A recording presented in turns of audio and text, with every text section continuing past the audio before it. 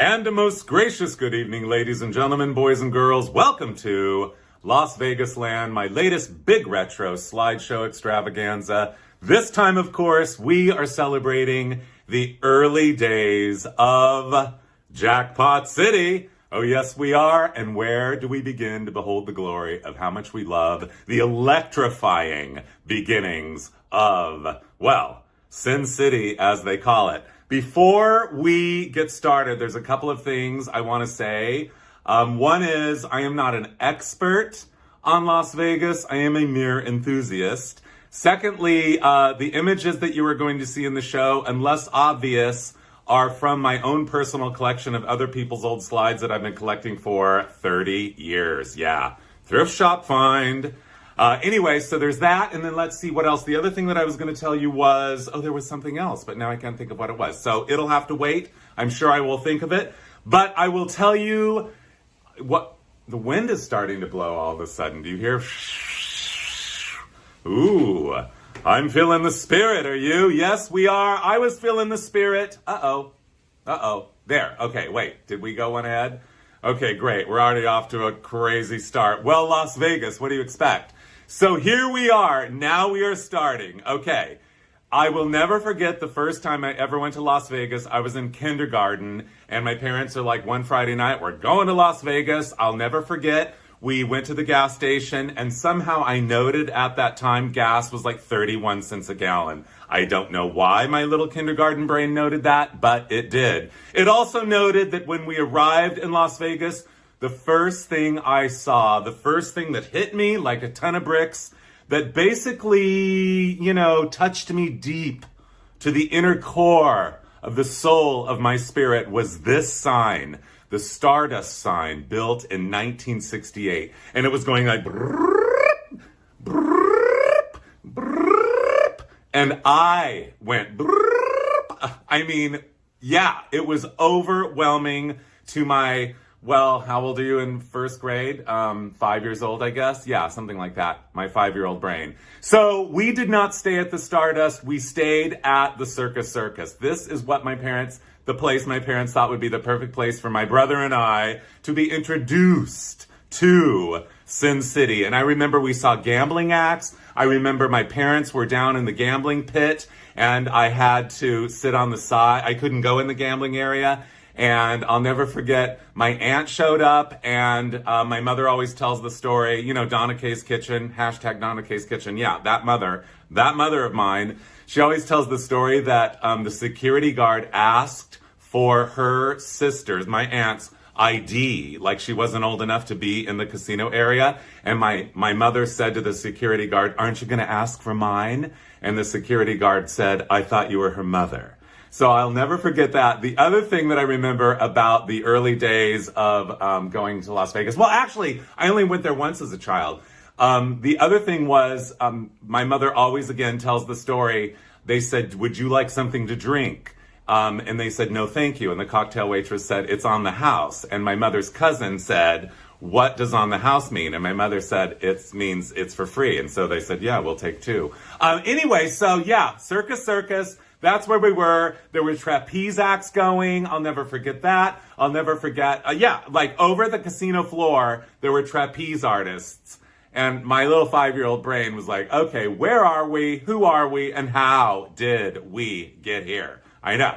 So anyway, the other thing is, the real big kind of crazy takeaway was, I remember there was a chicken.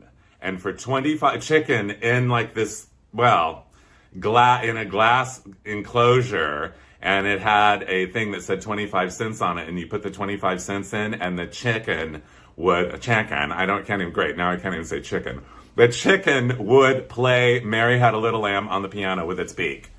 Now, I was so overwhelmed by the notion of this whole thing and the fact that a chicken was performing for me that I literally did it over and over and over. That poor chicken, I spent about $10 and the chicken played Mary Had a Little Lamb many times. So anyway, ding, ding, ding, ding, ding, ding, ding, ding, ding, ding. I know, I'm losing my mind. Okay. The other thing I remember my 5-year-old brain about Las Vegas, you guys, is seriously not joking around, is, well, there were two things. One is I walked in the casino, I took one look at the floor, and I thought to myself, okay, we had just been as a family shopping for carpet at the Montclair Plaza, so I kind of had an idea about, yeah, sorry, I get all spittily. And yeah, turquoise. Don't you love turquoise? Where do we begin? I know. But anyway, what I was going to say is that we had just been as a family shopping for carpet at the Montclair Plaza. So I kind of had an idea of how expensive carpet was. And when I looked at the carpet on the casino floor, I realized this was very expensive custom woven carpet. So therefore, I realized immediately that the odds for gambling were not in our favor because they had to get a lot of income to pay for this carpet. Isn't that weird? As a child, I thought that. So I knew gambling odds not in our favor. The other thing is they had funhouse mirrors, and we did not have a we did not have a full-length mirror in our house. So I looked at this mirror. I looked in the mirror and I saw what this lady is seeing here, and literally that image of myself seared in my brain, and to this day, this is how I see myself. So just FYI, and maybe that's too much information, but I'm just saying, I know. So now we really kind of are easing on into the early days of, well, I almost said Disneyland because Las Vegas is kind of like Disneyland. It's an oasis, actually, an electrifying oasis out in the middle of nowhere, miles from the nearest city. And here we are driving in. Well, here she is driving in. I guess her husband hopped out of the car to take the picture of the desert scape. They are on their way to Las Vegas, and they are taking a ride there in their 1955 Bel Air convertible by Chevrolet. They have reached the Nevada state line. A debt-free state welcomes you. A little history here, admitted to the Union as the 36th state in 1864. I didn't know that until right now. I know. And then, oh, by the way, FYI, in case you want to know, no income tax, no sales tax, no inheritance tax, no corporation tax, and no gift tax. Let's go! Our first stop is just over the border, which was what was written on this slide, over the Idaho border into Nevada. And it looks like it's about 1959. For that is a 1959 Galaxy 500 parked there on your left, and a 1959 Dodge Sierra station wagon there, just parked perfectly posed in front of, how much are we loving, a giant slot machine painted bright orange, and it hasn't even faded yet, you guys. George and Texas must say Gateway, must be the Gateway Casino, Jackpots, home of the big jackpots. Alrighty then, cafe, saloon, gambling hall, liberal slots, entertainment, bingo. This is bingo. And of course, what's for lunch, what's for dinner, and or breakfast? Roasted chicken. Don't you love that chicken there? Does it have a top hat on?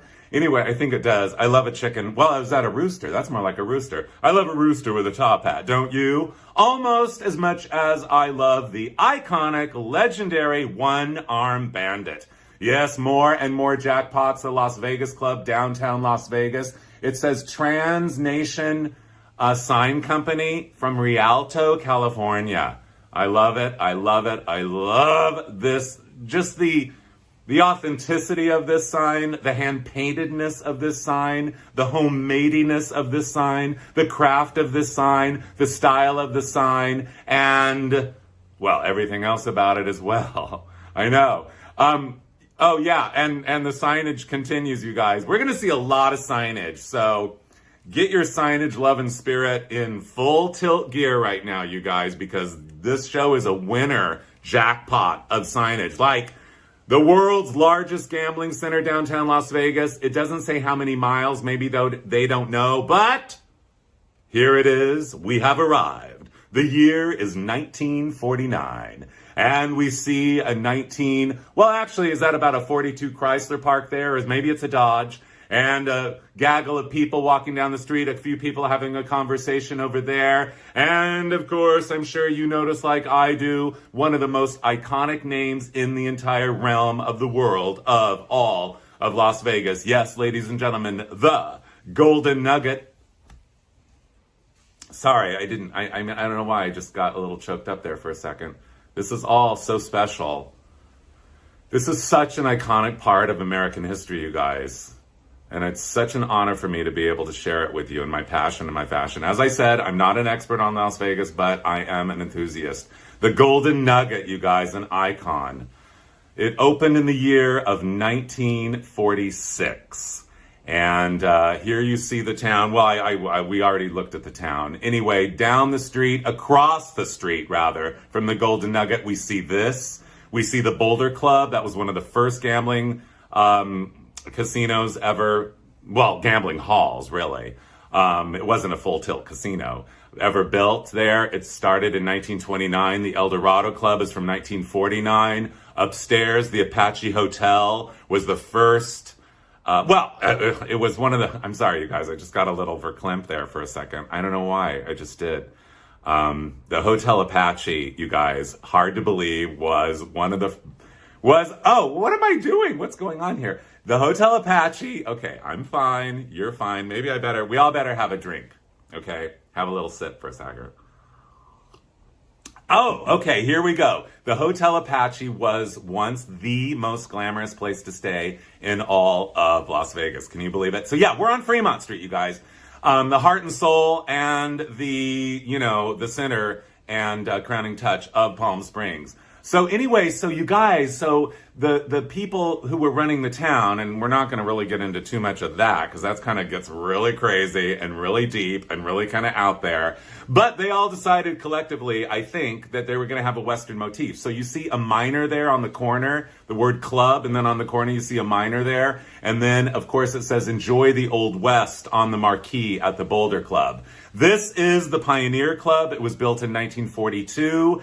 And as Hoover Dam supplied so much electricity once it was completed in 1936, the casinos there wanted to attract customers at night, so they started decorating with neon, the almighty neon. And by the way, let it not go unsaid, we have the French to thank for neon. Neon lights. They invented it about 120-ish years ago. So the world would never be the same after neon was invented, and nowhere on the planet took further advantage, or the most advantage of it, than, well, yeah, you know where. So anyway, so here we are. There's cactus. There's a covered wagon being pulled. The word pioneer.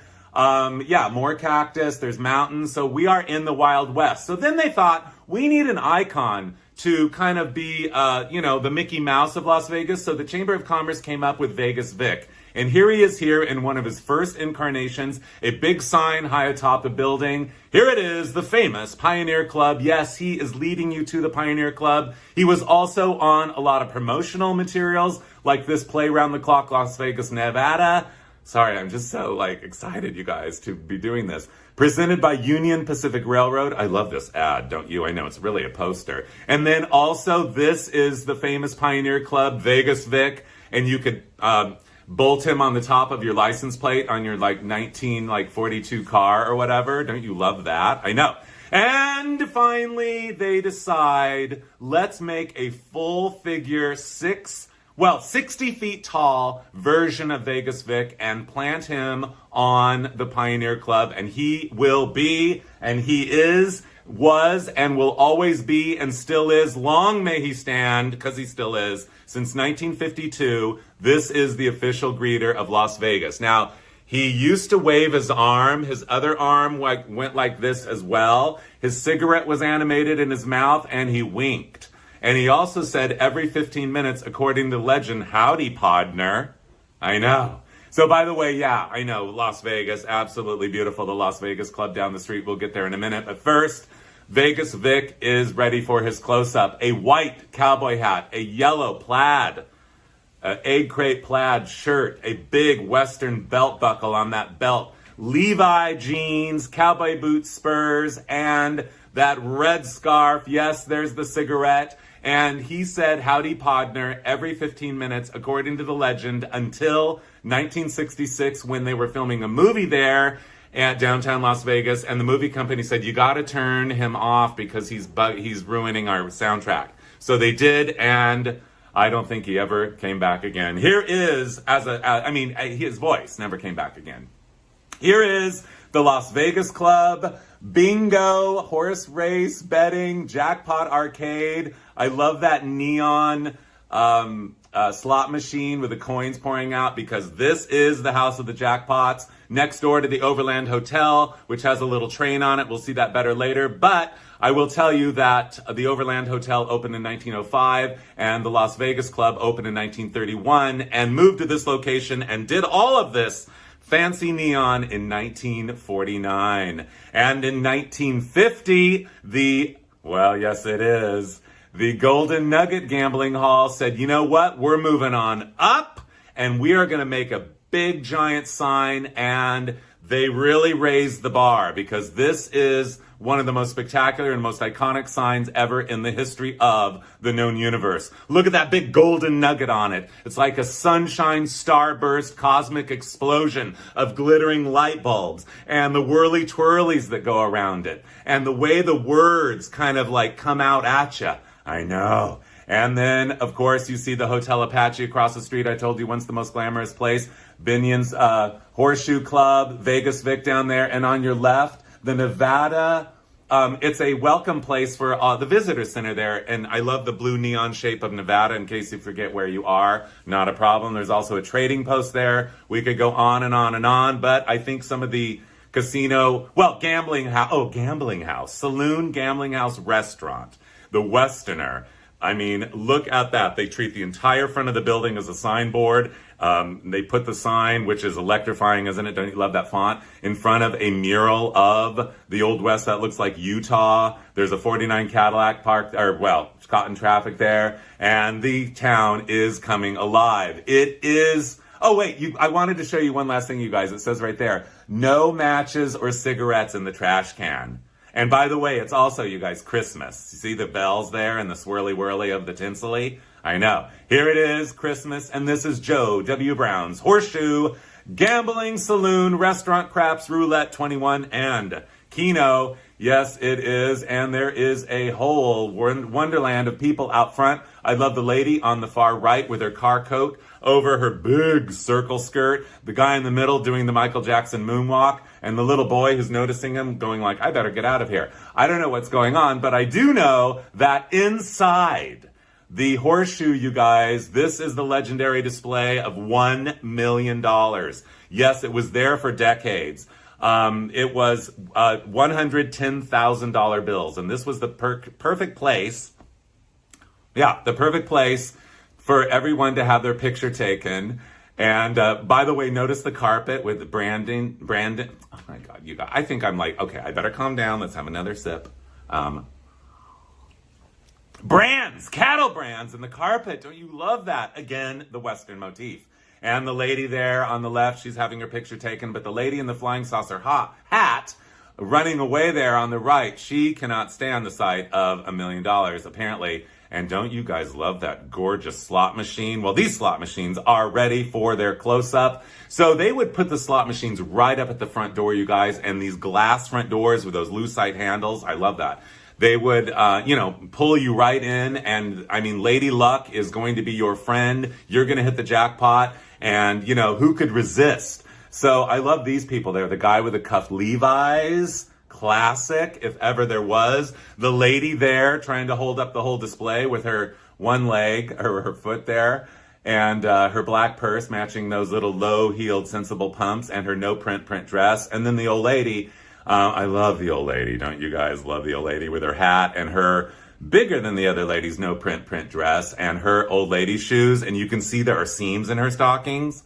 And I remember when I was a little kid, my great-grandmother had seams in the back of her stockings. And I just, it was like, she was an old lady. So old ladies had seams in the backs of their stockings. I know, stockings. Yeah, stockings. And here is another right up front. I don't know what casino this is. These slides were not marked, but anyway, I love the flags hanging there. It's exciting. The guy is all very much intertwined in his gambling, and he is very excited. He thinks he's going to be a winner. And, he probably is a winner. But does he see what we see? Does the lady wearing her pink sunglasses and the shawl and her periwinkle dirndl skirt, does she see what I see? Do you see what I see? Do you guys see $2 balloon dachshunds up there on each side of the 3 slot machines, like pointing up like this. How much do we love when you go into casino in like 1957 and there are 2 dachshund balloon dogs there? The world needs more balloon dachshunds, you guys. I know. I love that so much. And the tour continues. Oh, yes, it does. The backside of the Golden Nugget sign, the Lucky Strike Club, the Nevada Club on the street is a 1957 Chevrolet Bel Air convertible, white on white. How about that 1955 Roadmaster by Buick? Not to mention behind it a 57 Dodge, and parked on the far left side of the street is the iconic Edsel with its legendary horse collar grill. But we're not talking about that. We're talking about the figurine on top of the gold miner on top of the bingo club, which has been there, was put there when the place was built in 1954. Indeed it was. And guess what? Miracle of miracles, he still exists. Yes, I love to look through the layers of time, and I sometimes like, as much as possible actually, to go looking for, artifacts from the past. And so I will tell you, you can find this miner, man, this gold miner that used to be there. I mean, this is the real deal. On the way to Las Vegas, I believe it's in Prim, at one of those casinos that might be closed now that are kind of creepy. And he's like in the side of the parking lot there. From driving to Los Angeles to Las Vegas, you will find this guy on the side of the road in one of those parking lots of one of those creepy casinos that's now closed. Sorry, I don't mean to talk trash about those casinos, but, if they're closed, they are creepy. Okay, we're not talking about closed casinos. We're talking about the Silver Palace, you guys. In 1955, there was a shift in downtown Las Vegas because the Silver Palace decided to go full tilt mid-century carnival mod. And how much are you guys loving that Harlequin pattern? That blue, that yellow, that orange, that white. I know. And those big, giant, meaningful letters that spell out in no uncertain terms, Silver Palace. Absolutely gorgeous. Luigi's Broiler, I want to eat there. But you guys, we're not talking about that anymore. We're not even talking about the House of the Famous Jackpots on the Las Vegas Club on the far left there. We are talking about, do you see down the street? I'm sorry, I don't have a clearer picture of it or more of a close-up one, you guys, but there is a giant slot machine on the front of a building. Can you see it there? It's kind of purple, and the levers there. With a big yellow knob on it. And actually, I'm not sure why, but there's a cowboy with a big white hat. It must be another version of Vegas Vic there, kind of leaning out. Oh, I know. Where do we begin to behold the glory of how much we love giant jackpot buildings? The world needs more giant jackpot buildings. Yes, indeed it does. And what would be better than this scene? Okay, you want to see this scene? Okay, here we go. Yeah.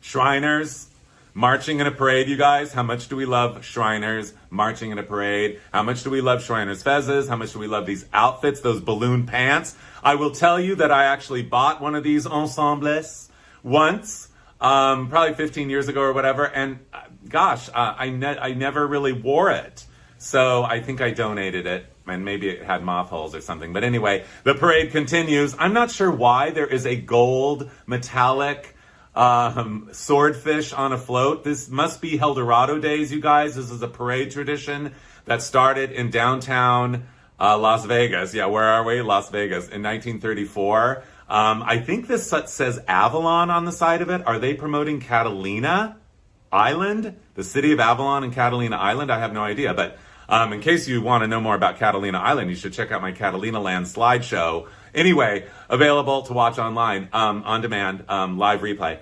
But you guys, I know. And so the tour continues. This Western wear matches the cactus there in front of him. That green, I love the green Western wear. I love this whole float. Even though there's not really much to it, it's like the music float. The guy leaning up going, "Are you okay, lady? Sitting in the moon. Are you secure?" Because doesn't look like the parade has started yet. But look at her shoe. There's something very significant about the shape of her pump. Yeah, we're going to get to that later. But first, we are going by the Catherine Motel, yes? And the parade continues. And this is a big jet fighter bomber. I think it's just dropped the atomic bomb.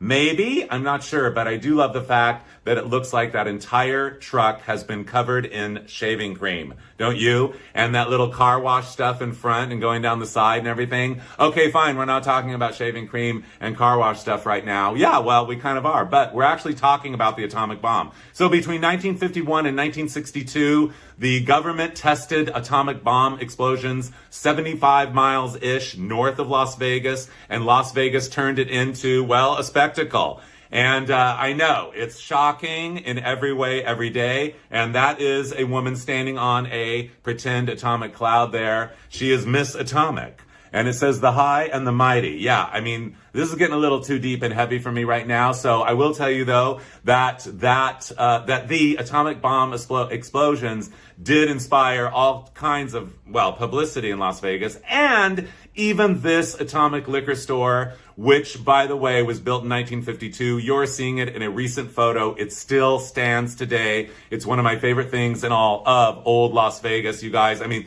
look into the layers of time in Las Vegas is not that easy because most everything has been bulldozed. However, this remains with that, don't you love that font on there? Atomic. I know. How often do you see an A like that? Not often enough. I know. Speaking of what remains downtown Las Vegas, you guys, yes, right, basically across the street, kind of, from the Atomic Liquor Store, you will find the El Cortez Hotel. This shot was taken in probably about 1954. This hotel opened in 1941. And I will tell you, miraculously, against every single odd in the known universe, forever and always, it still looks virtually exactly like this. The same signage is still there. Those same comedy tragedy faces are still there on that corner marquee. Only the cars out front have changed, and, well, the people. But anyway, yeah, no, it's unbelievable, you guys. Inside the 1941 El Cortez Hotel, you see this, a sky blue ceiling. I love those red, they look extra puffy chairs for gambling. And that beautiful, well, is that a crap table? It must be. I personally am not a gambler. I gamble on other things, but not on Las Vegas gambling. I don't play games, so... anyway, but if I did, I would play roulette, and there's a big roulette wheel back there. But don't you like those, oh, sorry, I just got distracted. There's a squirrel outside. Anyway, I know. How much do you love it when you see a squirrel in the world? But we're not talking about squirrels right now. We're talking about those two chandeliers hanging there with that scalloped edge and that kind of loop-de-loop-de-loop, which reminds me of the set of the Tropicana Club on I Love Lucy. So now... the Golden Nugget is blossoming. The year is 1956. It gets a full tilt. The building gets recovered with a very, very elaborate, extreme high level of concentration of neon and what they call the bull nose corner sign. Again, we notice that gorgeous Golden Nugget. We notice the signage, which is moving out at us, including the word casino, which is just added. The word 1905 denotes the year the town of Las Vegas was founded. By the way, I meant to mention earlier, Las Vegas means the meadows. There were some natural springs there, and that's why the railroad decided to stop there in 1905, and Las Vegas was born. So anyway, yeah, I know. But you want to see the rest of the building? There's the side of the building there. Purple, lavender, neon, yellow. Those big, bold, giant letters are taller than that 55 Chevy, missing its wheel covers. And, of course, there's a little tiny Gold Nugget sign there. As a backdrop for that, we have the gorgeous 1961 Lucky Casino. Where do we begin to behold the glory of how much we all seriously cannot even handle how much we love that very optimistic, lilting, comforting script like your favorite Aunt Myrtle used to write in, and that big optimistic dot on that I, because the mood is up, prosperity rules, and the standard of living is flying high. Yes, it is! So high that you cannot go anywhere in Las Vegas downtown. You cannot escape the neon. No, you cannot. I will tell you, walking into the Fremont Hotel and Casino, and you can see it's written right there. That's how I know where this is. I mean, look at that above you under the awning. I mean, they want to light your way. This is more than the yellow brick road, you guys. I know, swirly whirlies. I mean, this is intoxicating upstairs in the Fremont, and I know that because it says Fremont on those 2 ashtrays, is this well-dressed gentleman sporting a shark skin suit, very well fitted, a very well-pressed white shirt, black tie to match. He's smoking a cigarette. He's got his rings, his watch on. His hair is combed, Brill cream, I'm sure. And it looks like he's had a drink of Old Hickory. Well, he's drinking one right now. And yes, all the stuff on the nightstand, the overnight case, the mirror, and cigarettes and everything. And yeah, he's smoking one right now. And don't you love those drapes, you guys? In case you're not drunk already, it'll make you think you're seeing double. I know. Outside the view of the Fremont Hotel, you can see the top of the Lucky Strike Club, and those rings there go do do do do do do do do do do do do do do do do, and we go do do do do do too, because the whole thing is just, it's, well, I guess the right word would be electrifying. I know. So there's something you're seeing here. Yeah, there's Vegas Vic waving at you down there, but there's something, you guys, something major, something real, something very, very deep. We are going to ease our way down the road, literally down Fremont Avenue, to appreciate it fully. It is indeed the Mint Casino. You see it there. It says the MINT with a blue star on top. Behind that, you see the big billboard high up in the air for the Hotel Fremont, which is where we just were looking out the window. And we are down on the far side of Fremont Street, right by the train station. There you see a beautiful close-up rendering of the Overland Hotel neon sign that was probably done in about 1950. And that is a masterpiece of the absolute highest order. The railroad crossing sign, the train there. See that? Biff's Famous Food, Las Vegas Club, Las Vegas. And of course, Hotel Sal Segev, you guys, is Las Vegas spelled backwards. The Golden Gate Casino, you see the Golden Gate Bridge there, is the oldest casino in Las Vegas, and it operates to this day. The other thing about the Golden Gate Casino, you guys, is that it is where shrimp cocktail was introduced in Las Vegas. So, yeah, shrimp cocktail. Remember shrimp cocktail? I mean, do you get shrimp cocktail anywhere anymore? I know, shrimp cocktail. I mean, we should all just say it together. 1, 2, 3. Shrimp cocktail. Yeah. Anyway, I love shrimp cocktail. I haven't had shrimp cocktail in like 1,000 years. I want to go there. So, you know what? I actually was just in Vegas, and I didn't go to have a shrimp cocktail at the Golden Gate. But you know what? That's okay. Because I never want to do everything you can do when you go somewhere, A, and B, it's always nice to have something to look forward to in life. And I'm looking forward to a shrimp cocktail.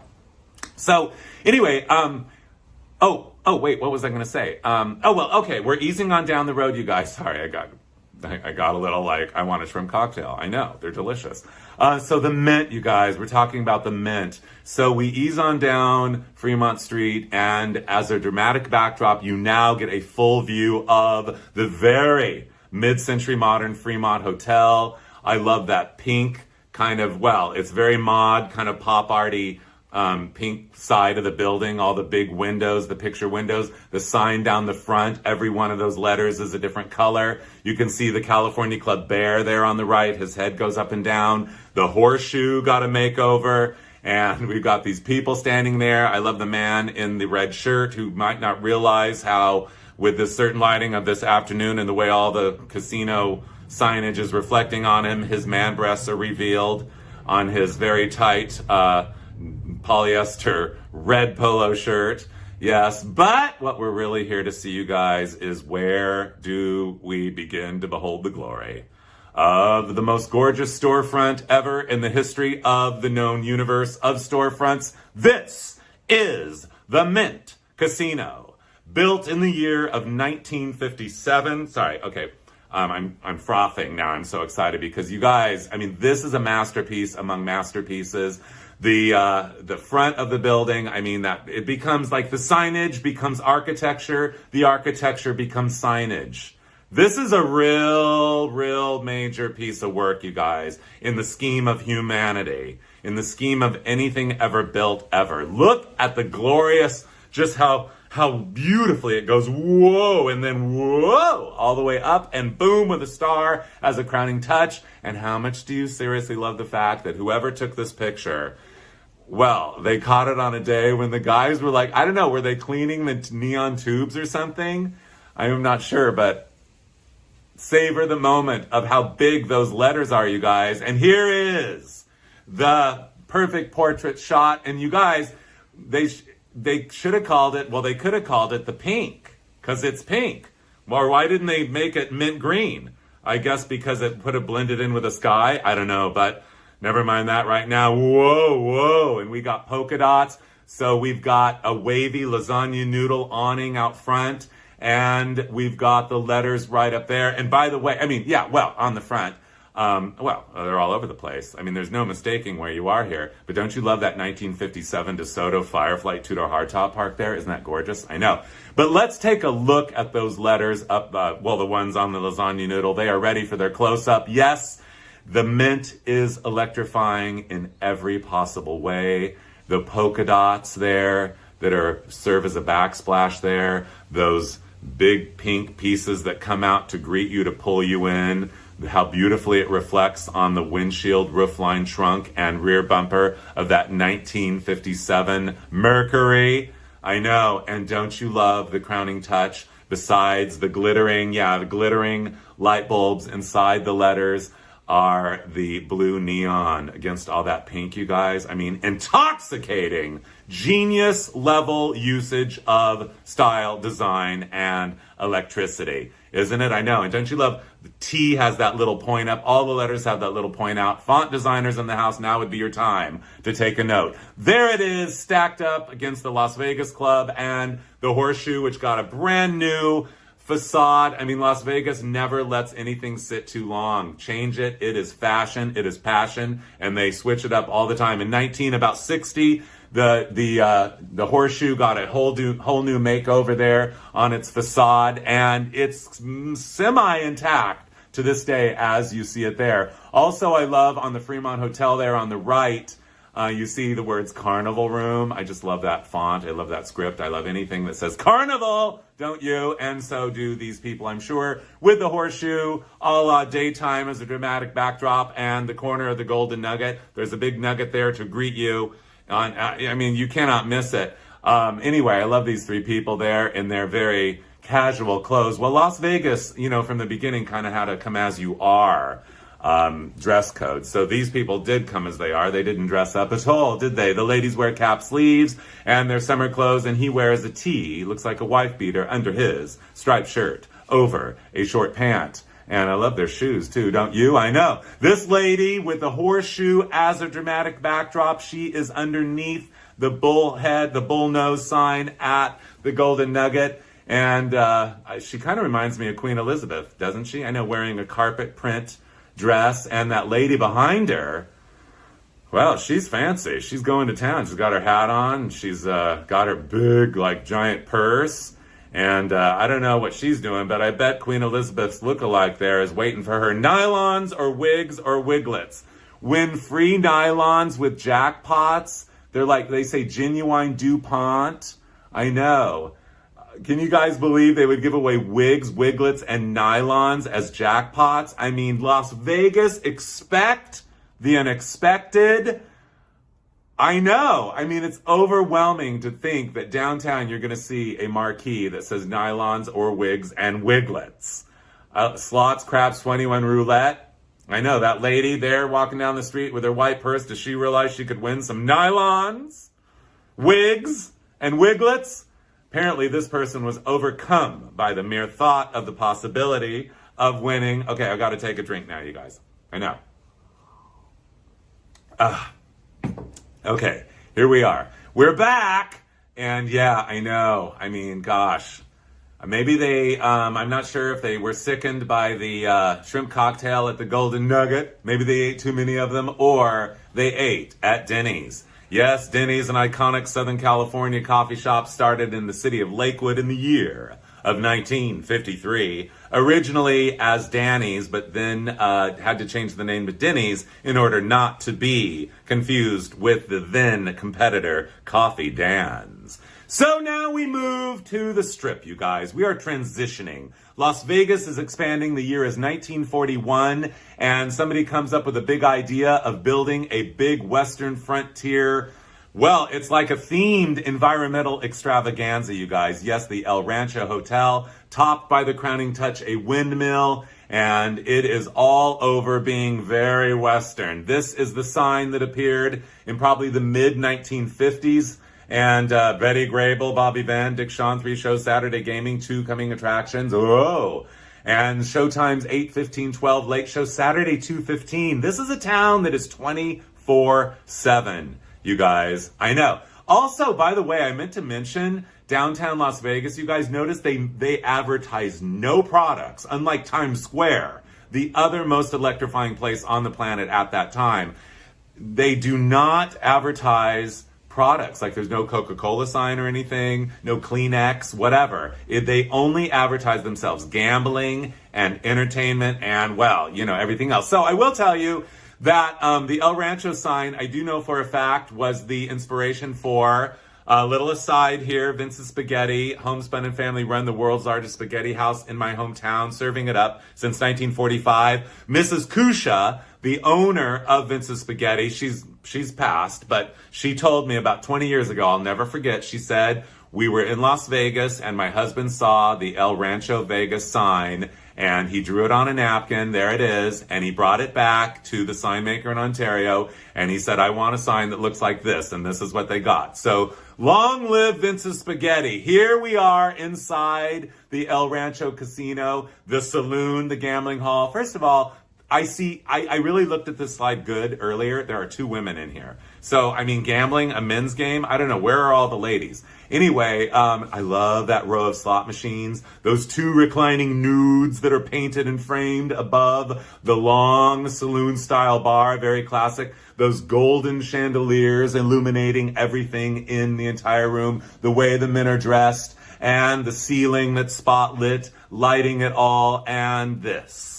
Yes, ladies and gentlemen, the classic one-arm bandit.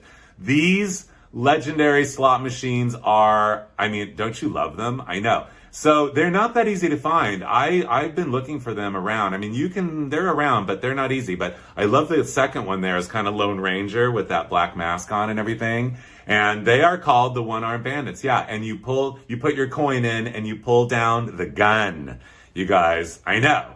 Absolutely. So Las Vegas is kind of like establishing itself as a Western style kind of theme park, environmental extravaganza, gaming. Well, you know what we're talking about. And here we are in 1942, a year later, the last frontier opens. I'm not relying too much on postcards here for this show, but I want to tell you that I had to include this one because I wanted you to see the early West and modern splendor. I wanted you to see the scale of this place. This is the second resort on the Las Vegas Strip. It was the old highway just south of downtown Las Vegas, and on the way to and from Los Angeles.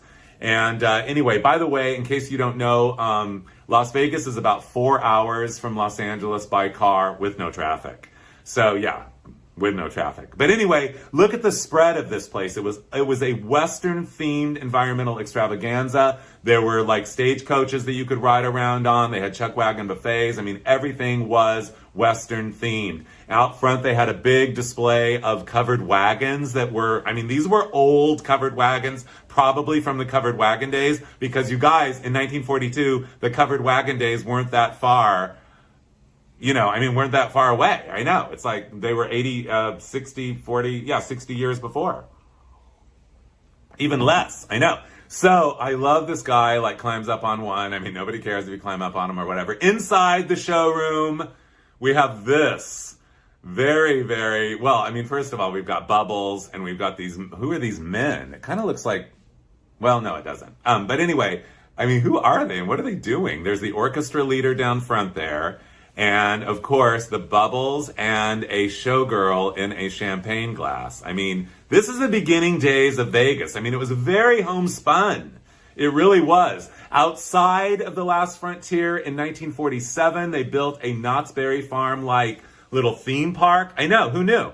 And it's, I mean, gosh, can you imagine going back in time and being able to see it? There is the Silver Slipper, which we're going to get to in a second. But on the side of this little stagecoach, it says Last Frontier. As I said, you could ride around in a stagecoach around the property. And here is what that stagecoach was standing in front of. This is the Silver Slipper Gambling Hall, built in 1950. In 1955, I believe they added that silver slipper on top, which is an icon of Las Vegas. And here is the last Frontier Village there. And a close-up of the silver slipper, and how gorgeous is it? It is divine perfection in every single way.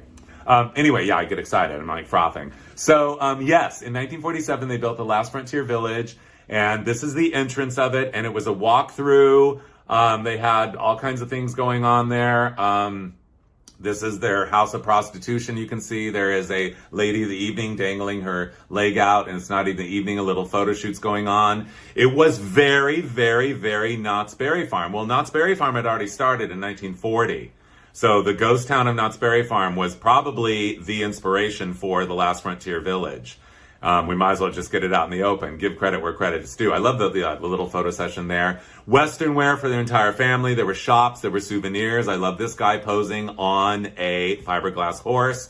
Behind him, directly behind the R and the S letter, you see this building, Russ Miller's Saloon, Las Vegas, Nevada.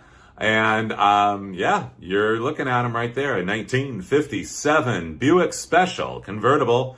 Beautifully finished in a light powder blue. And the 1959 Thunderbird by Ford Motor Company. Yes, and a perfect place. This was a very picturesque place to have your picture taken. There's a guy leaning on the post there. Here's a little Missy there. Apparently she did not get any Western wear today, for she's wearing a little cardigan sweater over a blouse buttoned at the top, and her little Toreador clam digger pedal pusher capri hostess pants over bobby socks, and a black penny loafer. I guess that's supposed to be a gold rush scene behind them there. It says Last Frontier Village. The place is branded Frontier Press on the building behind. It says take one home. I'm not sure what they're talking about, but maybe they're talking about a gold nugget. Uh-oh, the wind is blowing and things are blowing around. That's okay. We're going to keep going. Unless the house blows away like we're in The Wizard of Oz, we are going to keep going because we have got to meet this woman also at the Last Frontier. It says Health Club. Health Club, yeah, how avant-garde for the 50s.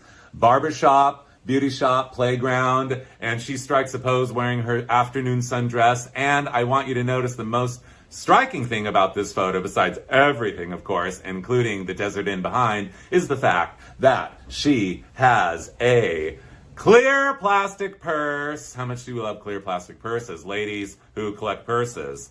I mean, that's got to be a prize collectible. And gentlemen, too. Here she is, striking a pose. Again, you can see we are branded Last Frontier Village in front of one of the cement cowboys there, or gold miners, pioneers. She's probably thinking to herself, he needs to be repainted. And this is her husband. First of all, the shirt.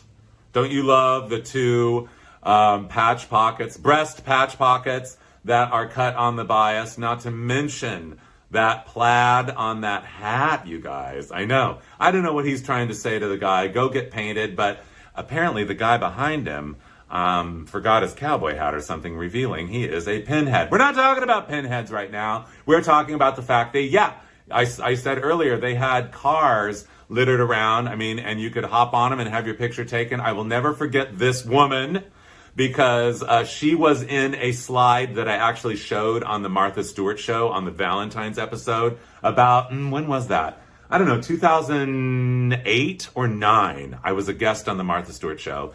And anyway, I'm sitting there like this close to Martha Stewart, thinking to myself, she's so pretty in person. She's pretty, but in person, even prettier. But what I was going to say is when I showed the Valentine's Day slide of this woman, this is the woman, Martha Stewart said without skipping a beat, I couldn't believe it. Her response to the slide I showed of this woman was, well, she's not very pretty.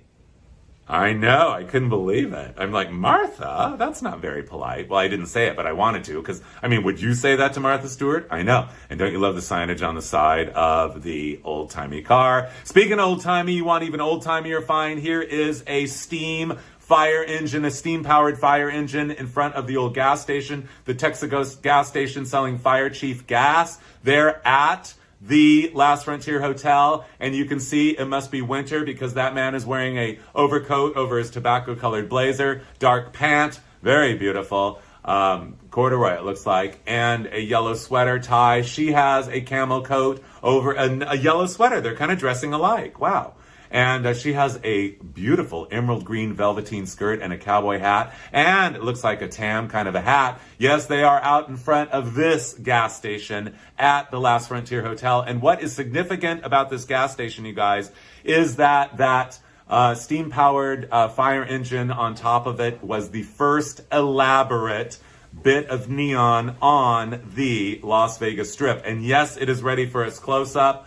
It has been lost to time. Nobody knows where it is. It's gone. But anyway, look at the beauty of it. Look at the detail of it. The horses were running. They were animated. And the steam coming out was animated. And so was the back flap on that fireman's jacket back there. Also, look at just the color, the detail of the painting and the fonts, that Texaco sign, everything about it. And here it is in the dark of night. Hotel Last Frontier, Texaco Fire Chief. Behold the glory. I can see that steam now. Can't you? The neon moving. Whoa, I know. Speaking of, are you feeling the spirit? You want to get married? Well, Las Vegas is the marriage and divorce capital of the world. This is the little chapel of the West, which was built at the Last Frontier Hotel in 1941.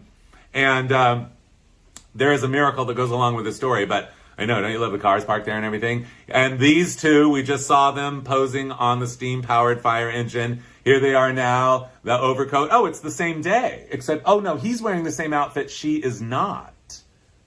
Yeah, she's changed that skirt. She doesn't have a yellow sweater on anymore. She's got a glove on. And I'm not sure what kind of fur that is. I'm going to take a wild guess. Muskrat.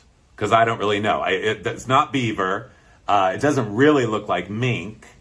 Well, maybe it could. We need a furrier. Furriers out there, what kind is that? Anyway, the miracle is that the little church of the West still stands to this day, and over 250,000 couples have been married there over the years, including legends like Judy Garland and Zsa Zsa Gabor. Yes, they were indeed married there. If you didn't want to get married there in Las Vegas, you could go to the Hitching Post Wedding Chapel. It looks like it should be called the Wagon Wheel Wedding Chapel, but it's not. It has been there since 1940. It still exists. It no longer exists on the Strip in this former house. That's what it was. It was in a house. It is now at the Circus Circus casino. So if you want to find the Hitching Post and get married there, you got to go inside the Circus Circus. And here is a couple who's just been married or about to be married at the Hitching Post. I love the sign there. I wish I could read all of it. But anyway, I love their outfits. That slightly oversized suit in the palest of cocos. It looks like it's a little long for him too, those pants. I think it's like his cousin's suit or whatever. And look at her, kind of very fairy tale-y, her, what do you call it, veil. And she's got a little jacket over her little dress. And the most defining feature is that little apron. Very, very, very, very 1952, isn't it? I know. And you guys wanted a little more modernity. You didn't want to go Wild West anymore. That's fine. We're going to the Flamingo, built in the year of 1946. This was the third property on the Strip and the first mid-century modern property on the Strip. As you can see, spelled out on that big pylon sign there, Flamingo, up top is a flamingo. And yes, for your pleasure and mine, parked there is a 1952 Buick in the sage green over emerald green metallic. I know. In 1953, they did a major mid-century modern extravaganza overhaul, redo, rethink, rehab, repurpose, and rebrand of the Flamingo. As the crowning touch, they built this tower of bubbles. And look, don't you love that font, you guys, that script? That is the font of optimism, you guys. That actually, it is not a font. That is hand-drawn. And I love, this is a postcard, of course. And I don't know who drew the postcard, but apparently he thought, why don't I just make it look like the atomic bomb just went off? But you can see those cylinders of light all the silhouettes of those illustrated giants in the parking lot in their cars, including what looks to be like a 49 Cadillac Fin on the right. Here is a more realistic night shot taken by a tourist there of that same scene. You can barely see the little pinholes in all of those cylinders that line the front of the main entrance of the Flamingo there. Of course, you can see the tower. Now, I will tell you that all those little circles of neon, the tower went lit up and then off, and then lit up, all lit up, off. And the Flamingo sign you see on the top there revolved. And I'm not sure, I guess what we're seeing here, it took me a minute to figure this out, but on the Flamingo sign there, you guys, I think there was, well, I don't know. Why is it pink on the bottom of the F? It couldn't have changed colors in chasing neon. I don't know, but it's spectacular. But it wasn't always that way. When they first redid the hotel, you guys, it had, well, it looks like either Swiss cheese or octopus inserts there on that Flamingo. But by the way, savor your script-loving, your mid-century script-loving, sign-loving font or senses on this spectacular sign. Where do we begin to behold the glory of how gorgeous that is? I know, every detail of it. The optimism. Oh, I know. Okay, we need to just have a moment right now just to savor the spirit of that signage. I mean, you are a winner just looking at it. Speaking of winners, you want to be a winner, fine, go inside the Flamingo Hotel and you're going to see flamingos woven in the carpet. Again, expensive custom woven carpet. How much do we love custom woven carpet? And of course, that guy's beautiful shadow plaid wool suit. And where do we begin to behold the glory of how much we love the show girl, well, the saloon girl. She practically looks real. I know. That's what's so stunning about this slot machine. She really basically looks real. I mean, the sculpt work on her is amazing. The finish on her is amazing. She looks like she would talk to you. I have never found her. I don't know whatever became of her. I have no idea how many of these were made, but this is a slot machine masterpiece, the absolute highest order. When you're done playing slots, you lost all your money, fine. You can go outside and rest and relax around the pool at the Flamingo. Did I mention built in the year of 1946? I think I did. Don't you love, here we are in the 50s here, but don't you love those 1950s umbrellas in those gorgeous candy colors? It's like makes me want fruit striped gum. I know.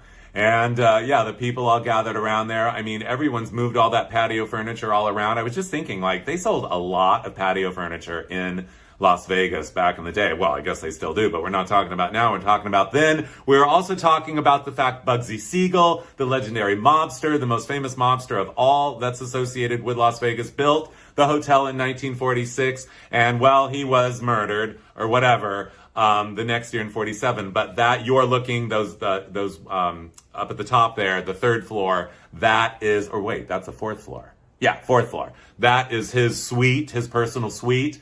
And also you can see the scalloped edge of the pool there, that big palm tree, and right next to it on the right, I don't know if that's a birdhouse or where you're supposed to put your postcards to mail letters, or yeah, postcards or letters back to your friends back home saying you must get to Las Vegas because we're having the time of our life.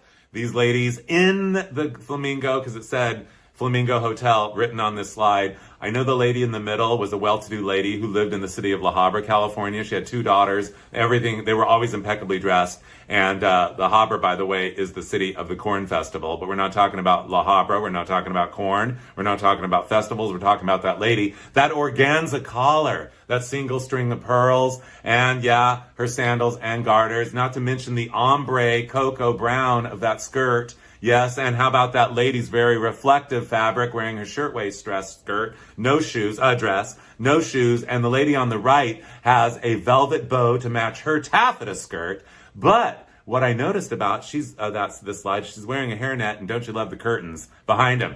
Also taken at the Flamingo was this, you guys, Ivy wallpaper alert. I mean, also, you guys, that corner table, that's upholstered in vinyl, with a pink top, that coral pink top. The cushions obviously came off the corner little bed / sofas. And it looks like this lady does not want to see the light of day. She's calling her friends, probably saying, are you guys going out to the buffet at the Flamingo? There is a Flamingo as the crowning touch centerpiece.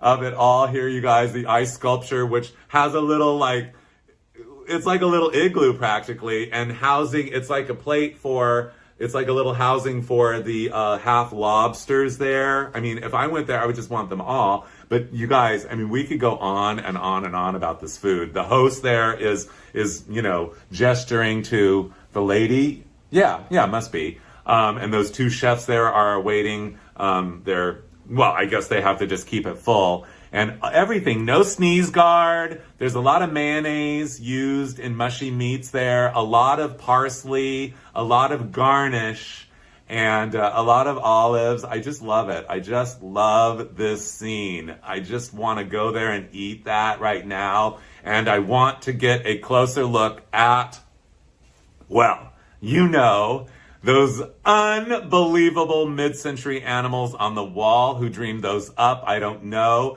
There's a penguin, there's a fish, that's got to be a bull in the middle, a bird beneath them running away, and I can't quite see the crab, and then I can't quite tell what the other one is, but where do we begin, you guys, to behold the glory?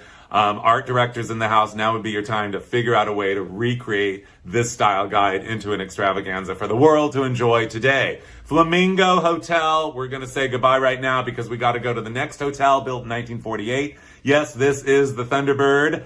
The Thunderbird Hotel. Again, the script of optimism. The signage says the mood is up, casual. I love the Mills Brothers, Ray and Gomez, King and his ladies. Al Jan's orchestra, and two giant Thunderbirds in a beautiful array of multicolored neon, very sculptorial, very spectacular. And yes, this is the Thunderbird in 1959. They did a redo on it, they did a little reskin, and they got a new font.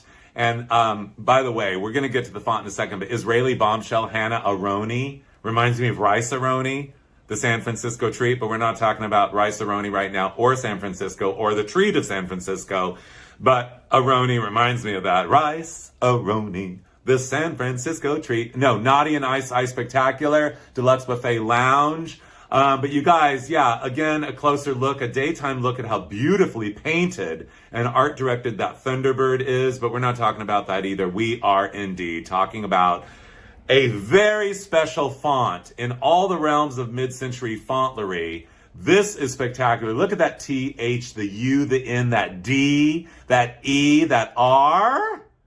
The R, the B, kind of leaning back a little bit. I know. The I, have you ever? The R, again, and as a repeat performance. And the D, again, for your pleasure. I really, really, really, really love this font. It is just, I've never seen this font before anywhere else. I've never seen it copied. I've never seen a new version of it, but I had to show you this, not to show you that one of the trees they planted, maybe both of them, I don't know, died. Sometimes, you know, palm trees do not take.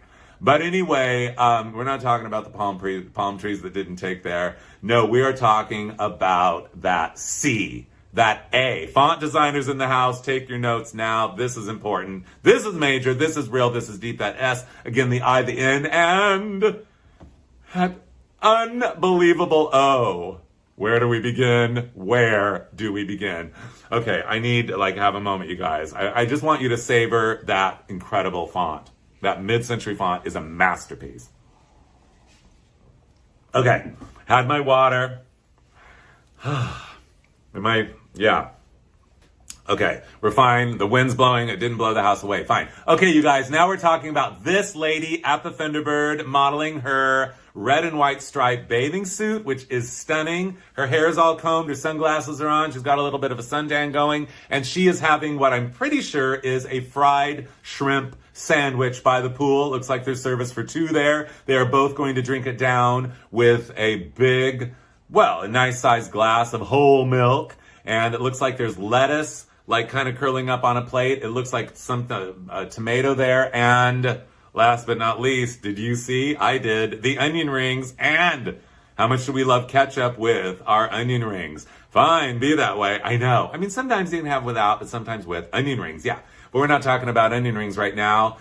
This is we have arrived, you guys. It's 1950, the Desert Inn, Wilbur Clark's Desert Inn.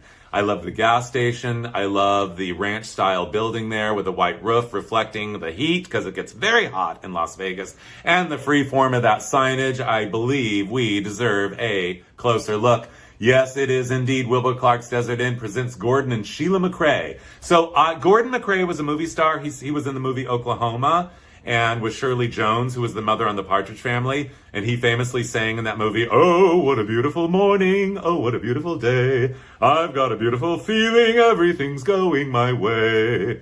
Oh, what a beautiful day." And you can see it is beautiful in Las Vegas. Now, Sheila McRae is his wife.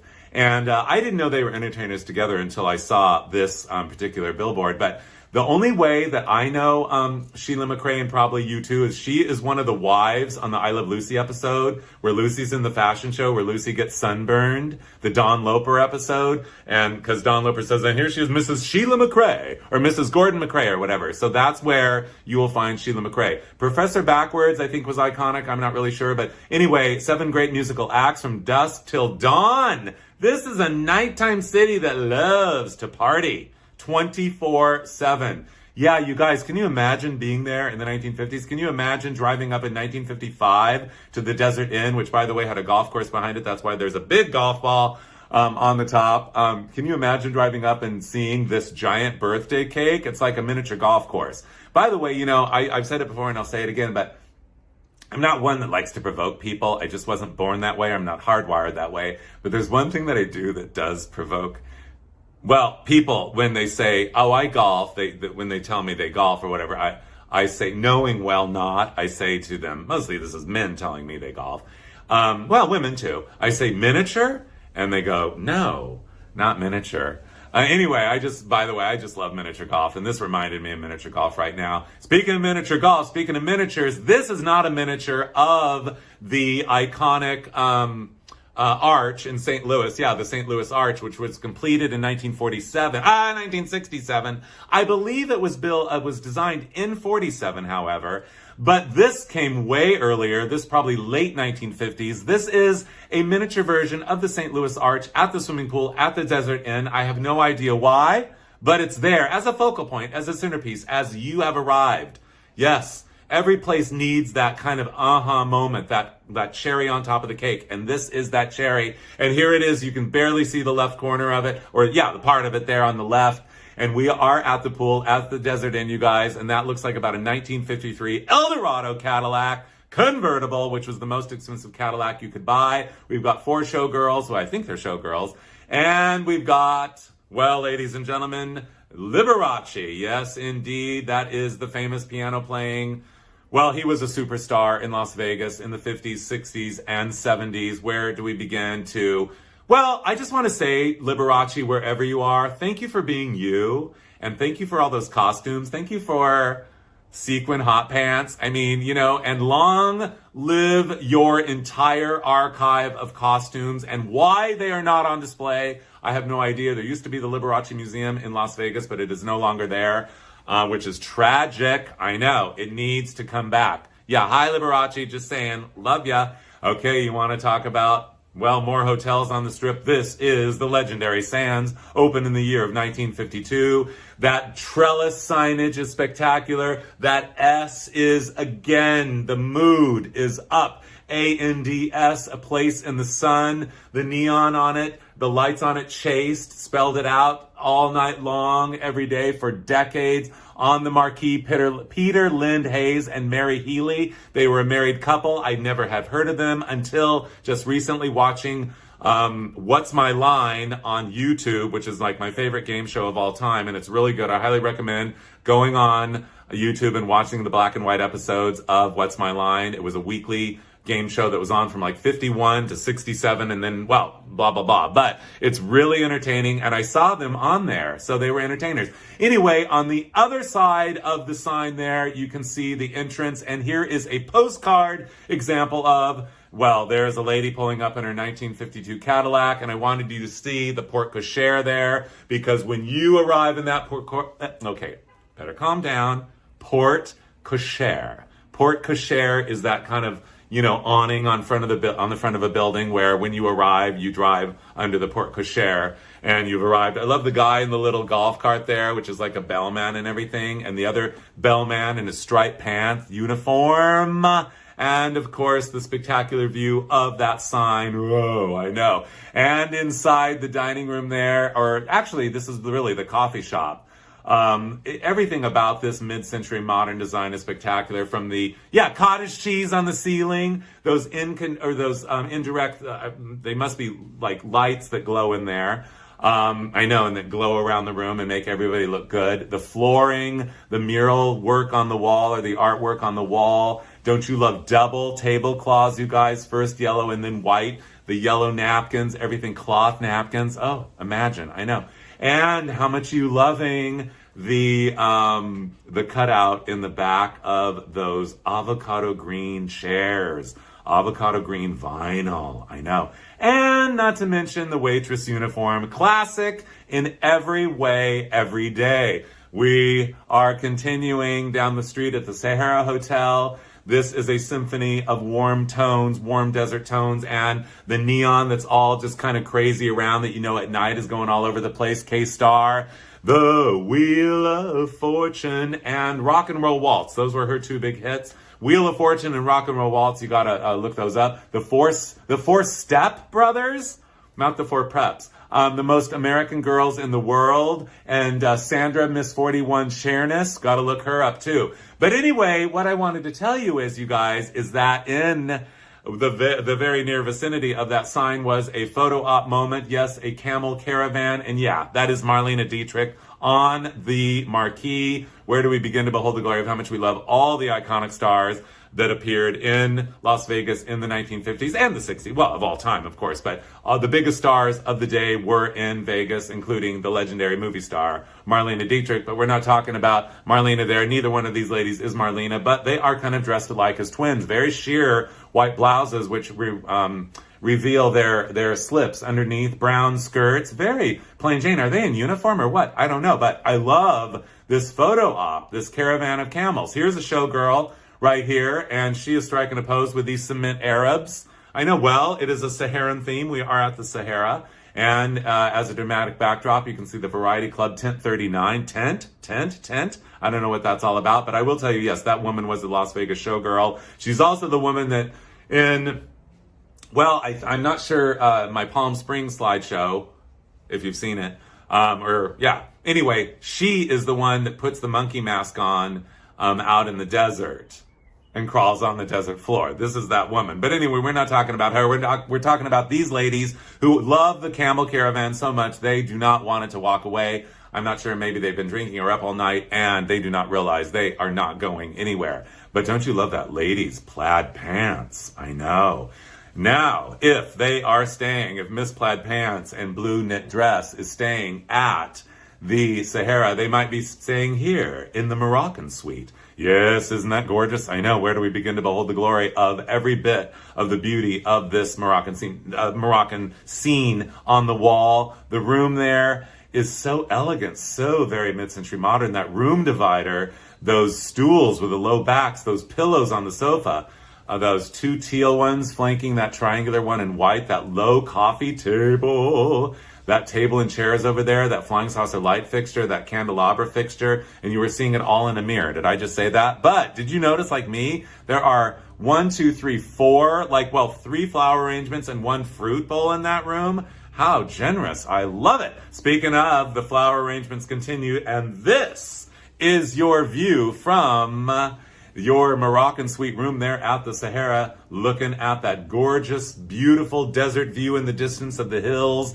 and the mid-century modern 2-story building that surrounds the swimming pool and which is surrounded by grass. And yes, you could sit there in those beautiful chairs and wonder why there's a pineapple in the arrangement. If you have a knife, you could eat it right there. But instead, you are looking down there and seeing these people.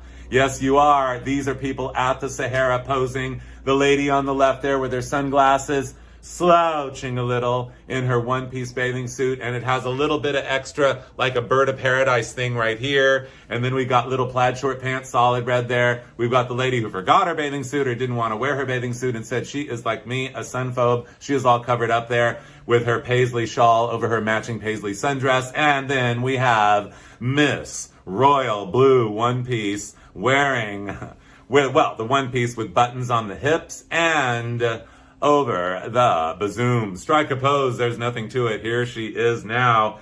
And yes, in the background, you can see the signage of the Sahara that addresses the people driving on the strip, and the diving board covered in jute, and that spectacular, just so you know where you are for sure, the Sahara. And that font is truly spectacular. And of course, again, in case you forget, Las Vegas, Nevada. Apparently, this lady is not having a good time, but she too reminds me of the Queen of England. I know. She's got her earrings on and her hair has been combed and permed and combed, and her lipstick, bright red lipstick, her pearls are on. Maybe she just lost a lot of money. I do not know, but I do know that at the Sahara, you guys, is where you would have found in the 1950s, most of the 50s, the most iconic lounge act ever to come out of Palm Springs. I said Palm Springs, I meant Las Vegas. Louis Prima and Keely Smith. They were a married couple, and they made albums together, you guys. In case you don't know Louis and Keely, I highly recommend that you absolutely Google them. Go on Apple Music, download their music, get their music. They are spectacular, genius talents. And I will also have you know that their manager, okay, well, I'm getting ahead of myself here. Sorry, my nose is itching and I think I need another drink. Louis and Prima, yeah. Anyway, what I was going to say you guys, is that they sing incredible songs like Black Magic and all kinds of stuff. But what I was going to say is that their shtick was, they both entertained really well and everything, but she was always like kind of, rolling her eyes at him and just kind of being annoyed by him. And he was all like, kind of crazy and over the top and everything. So later, their manager went on to manage Sonny and Cher and gave Sonny and Cher that shtick. If you remember watching the Sonny and Cher show, Cher was always rolling her eyes at Sonny and always bothered by him and always like, and then they'd make up and have a moment. But there was always that tension. And that was inspired by, so who knew? Yeah, Sonny and Cher, inspired by Louis and Keely. The lady by the pool that was wearing the buttons on her bazooms and her hips, here she is again. More buttons, must be the same bathing suit manufacturer, this time though in a gorgeous, shocking pink, which highlights that gorgeous color reflected, those dice are reflecting in the sun there. The Paradise Inn Motel. I don't know anything about this place, but I do know that I had to show you the sign because it has dice. And dice are icons of Las Vegas, and they make the most gorgeous clocks, you guys. This is the ultimate souvenir of Palm Springs. Oh my God, I said it again, Palm Springs. I think I just had a mini stroke, you guys. I don't know why I keep saying Palm Springs for Las Vegas, but we love Palm Springs too. I know. Okay, we're not talking about Palm Springs. It's all about Vegas. Vegas and Palm Springs are completely different. Completely different. I mean, the only thing that's similar about them is desert. That's it. But anyway, yes, you guys, we're talking about Las Vegas, and this clock is the classic souvenir of all time of Vegas. And you too could go there right now. I'm 99% sure they still sell these clocks. And don't you love how gorgeous it is? And if you love dice, you guys, this table I spotted several years ago. I took this picture at the Clark County Museum. And it says, made in the 1950s of discarded dice from the Desert Inn. This is genius. If you saw this in an antique mall or a thrift shop or whatever, I mean, you would leap to it. I have never seen anything like this anywhere else. Excuse me. Oh, dear. Sorry. I'm a human. Anyway, one second. Okay, yeah. Okay. Sorry. It's live, so I gotta hold myself together. And we're pulling it together, and we're back, pulled together. Well, not really, but I'll try. You guys, this is like folk art. And this is brilliant folk art. So where in the world are there any other tables, dice tables? I'm just beside myself. Okay, you guys, speaking of beside myself, we're going to the Algiers right now. Again, we are still in that kind of Moroccan theme. I love this sign. I love the little baby sign to go with it. And I love the Thunderbird in the background, the front of the building, very mid-century modern. And as a matter of fact, you see the front of the building. I want you to see you can see the Las Vegas Strip there. I just wanted to give you an idea. Somebody took this aerial shot, not with a drone. But anyway, yeah, this is probably about when the place was new, about 54, 55. You see the Strip there. I mean, the Strip was like, there was all these vacant lots. Everything was kind of spread out. So, I mean, Las Vegas had a lot of breathing room. And the pool in the middle of the parking lot, is that genius or what? You could go swimming while you're at a car show. I know. So I just wanted you to see this. And then in that pool are these three people right there. Those are two ice buckets from the Thunderbird next door. And then we have a lady wearing a two-piece, a lady wearing a one-piece, and a bathing cap. Bathing cap, bathing cap, bathing cap. You guys, bathing caps. Okay, we don't need to talk about them right now, but I know. And then the third person, I'm not sure if they forgot their bathing cap or if they are hungover or if they just do not want to have their picture taken. But no problem. They can go next door down the street to wherever this is, green S&H stamps, you guys, and you can get free aspirin and tender sympathy because you're going to need it in Vegas because you are partying and having a good old time. I know. And back there in the background, we're not talking about that like 1950 Chevrolet. We are not talking about those two like yuccas flanking the sign. I know, we're talking about the Desert Rose Motel back there. You can see it here. It is. I will never forget one day, probably 5 years ago, I get like an email from this woman that said my husband was a photographer and he just passed away and I really want you to have all of his slides. So I said, oh, well, thank you so much. So I went over there and I got home and literally there was like 9,000 pictures of dirt and this one slide. So I just want to say, whoever you are, sir, for taking this picture of the Desert Rose. It is amazing. The Desert Rose was built in about 1954. I think the middle of the sign is out. I think it connects, but we're not talking about that. 4 roses. The Desert Rose, that is all. Each one of those letters is different, hand-drawn. The craft of these signs. We are not quite having enough of a moment to thank all the artisans, all the neon benders. This show is dedicated to them. The sign designers, really, because at its core, more than anything, Las Vegas, from the artistic standpoint of view, is about signage. And in the 1950s, they're handmade. I mean, this is all handmade. King-size beds, pools, phone, babysitter. I love it. So the neon signs continue. The most beautiful hotel in Vegas now open. What does it say? March rates? Restaurant bar open. And how about that 54 Oldsmobile 98 convertible in white. It's an all-white car, therefore I call it a Dove. But anyway, yeah, you guys, we're just moving along here. We're going along the timeline of Las Vegas. Back there, you see the Sultan there. Again, the Saharan, the Arabian theme. Here is, Sultan's Table. He has a restaurant, world's finest restaurant, Arthur Romero and his magic violins.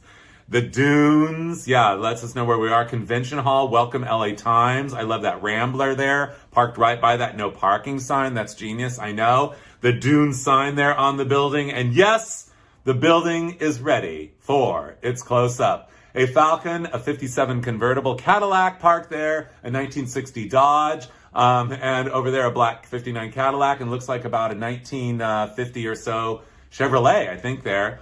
Anyway, and how about those two very stiff as a board young guys there, like, here we are in Las Vegas. I know, but you guys, let's feast our senses on this beautiful porte cochere. Yes, it is indeed that kind of like, what color of green is that? It's a beautiful, rich shade, a light pale medium green, a light pale medium. Yeah, light pale medium green. I love the yellow there. And of course, the stripe continues. It's supposed to be a stripe kind of tint, you guys. And the Dunes font, of course, and that giant Sultan, which remained in place there in Las Vegas. Well, here he is at night. Let's talk about him at night. Yeah, I know. Spellbinding, hypnotizing, and mesmerizing. Like, you pull up to this and you have arrived. I love the whole, like, there's a little scene there with dunes and looks like some turrets of some temple or something.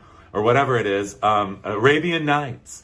But anyway, you guys, look at him. So he stayed in place there on the building until the year of 1964, when then he was moved to the front of the golf course down the side street. I'm not sure how long he lasted there, but according to the legend, he was moved to the side of the freeway. It said online, I went and looked, somewhere in Los Angeles. That has to be wrong, because I've been on every freeway in Los Angeles a million times, and trust me, if this was on the side of a freeway in Los Angeles, who would have seen him? Me. And found out everything about him. But I think he was somewhere out in the desert, like in the 80s, and finally he burned. So anyway, we now know what happened to him. Sorry to have to break it to you, but anyway, nothing lasts forever. Nothing lasts forever. And before we get to the pool, I have to have a drink. There's the pool. Savor those seahorses, you guys. I know. There's actually 3 of them. One is mint green. You don't see it. And how much do you love that pink, that blue? I know. I want to swim in a pool that has 3 spitting seahorses. I know. The divine simplicity is pure perfection. I'm sure you'll agree. Not to mention the fact that, hello, we have another Queen Elizabeth lookalike. Who knew the world was crawling with Queen Elizabeth lookalikes? I know. I don't know if you can hear, there's a siren and helicopters going by, like all hell is breaking loose, but that's okay, because we are going to calm down now. Everything's fine. We have arrived. Remember 55 Chevy? They were out in the middle of nowhere on their way to Las Vegas. Well, it's 1955, and they have arrived in their 55 Chevy. She is wearing her little Toreador clam digger capri pedal pusher pants and a little cap sleeve. She's smoking a cigarette. They've got black walls on that Chevy. They're from California. And by the way, I want you to know they are at the Glass Pool Motel. The Glass Pool Motel. And we're going to get to that in a second. But before we get to that, I want to show you guys. You see that clump of green there? That's the swimming pool there. Behind that pink wall is the pool, behind that pink wall. But up above there on the right is that big kind of green.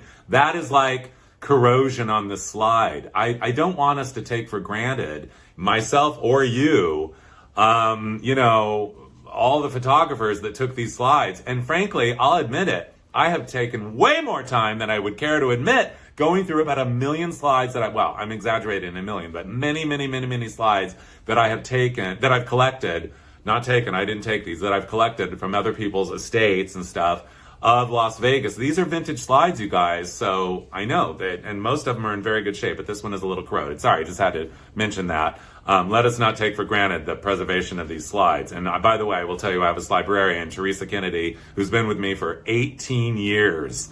And she is one of the main reasons I'm able to do these shows, because she keeps everything in order. So thank you, Teresa. I know. So anyway, you guys, this is the Glass Pool Motel. Again, the 55 Chevy, but the pool is built above ground, as you can see, and out front there are windows. And you guys, the weirdest thing about this pool, the Glass Pool Motel, it was there up until about maybe 10 or 12 years ago. It was on the south side of the strip, like where Mandalay Bay is, or maybe the Luxor. And it was just like all run down, and it was still there. I know. You guys, we still have a lot to cover. I better hurry up. Anyway, no, everything's fine, right? Yeah. Okay. The strip, again, this is the distant shot of the Riviera, built in 1955. I just kind of wanted to, I just dropped I knocked this is my clicker, you guys. I just knocked it out of my hand. Oops. Okay. I retrieved it and it's still working. Oh, wait, we got to go back. I just wanted you to get the scope of the strip in 1958 when this photo was taken, because I can tell by the cars there. Yes, the bus bench there, National Car Rentals, we love that. The Thunderbird nightly entertainment there, but we're not talking about the strip right now. We're not talking about the Thunderbird nor National Car Rentals. We are talking about, ladies and gentlemen, the Riviera. And here it is, the marquee. Ooh, that triangle, I know. Two smash year on Broadway. The World of Susie Wong. And then in the Starlight Lounge, the legendary Duke Ellington. I know. Where do we begin, you guys? How much do we love the vintage signage of Las Vegas? I know, we could go on and on and on. This lady likes it so much that she said, take my picture here. Or somebody did. I love this photo so much. I don't know what it is. I just love the depth of field. I love the graphics. I love the letters. I love the billboardness of it. Her coat, that purse. But most of all, you know what I love? Besides that Coupe de Ville of 1957 sitting there, I love her stance. she's just like owning the moment. I know.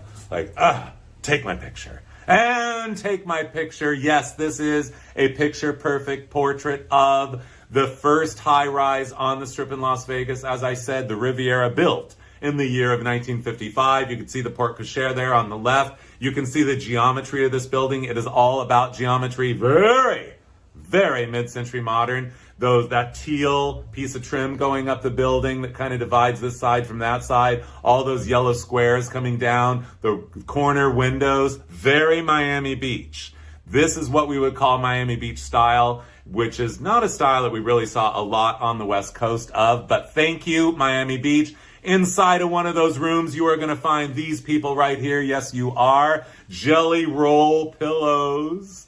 Gold-toned upholstery fabric, a travertine-topped coffee table with an ashtray, and a kind of a classical, old, ancient history style, like vase base of that lamp with that big drum shade, and ancient history art on the wall. And these two people, how much are you loving him with his bathrobe all sprawled out and his bathing trunks that come halfway up to his chin. I know.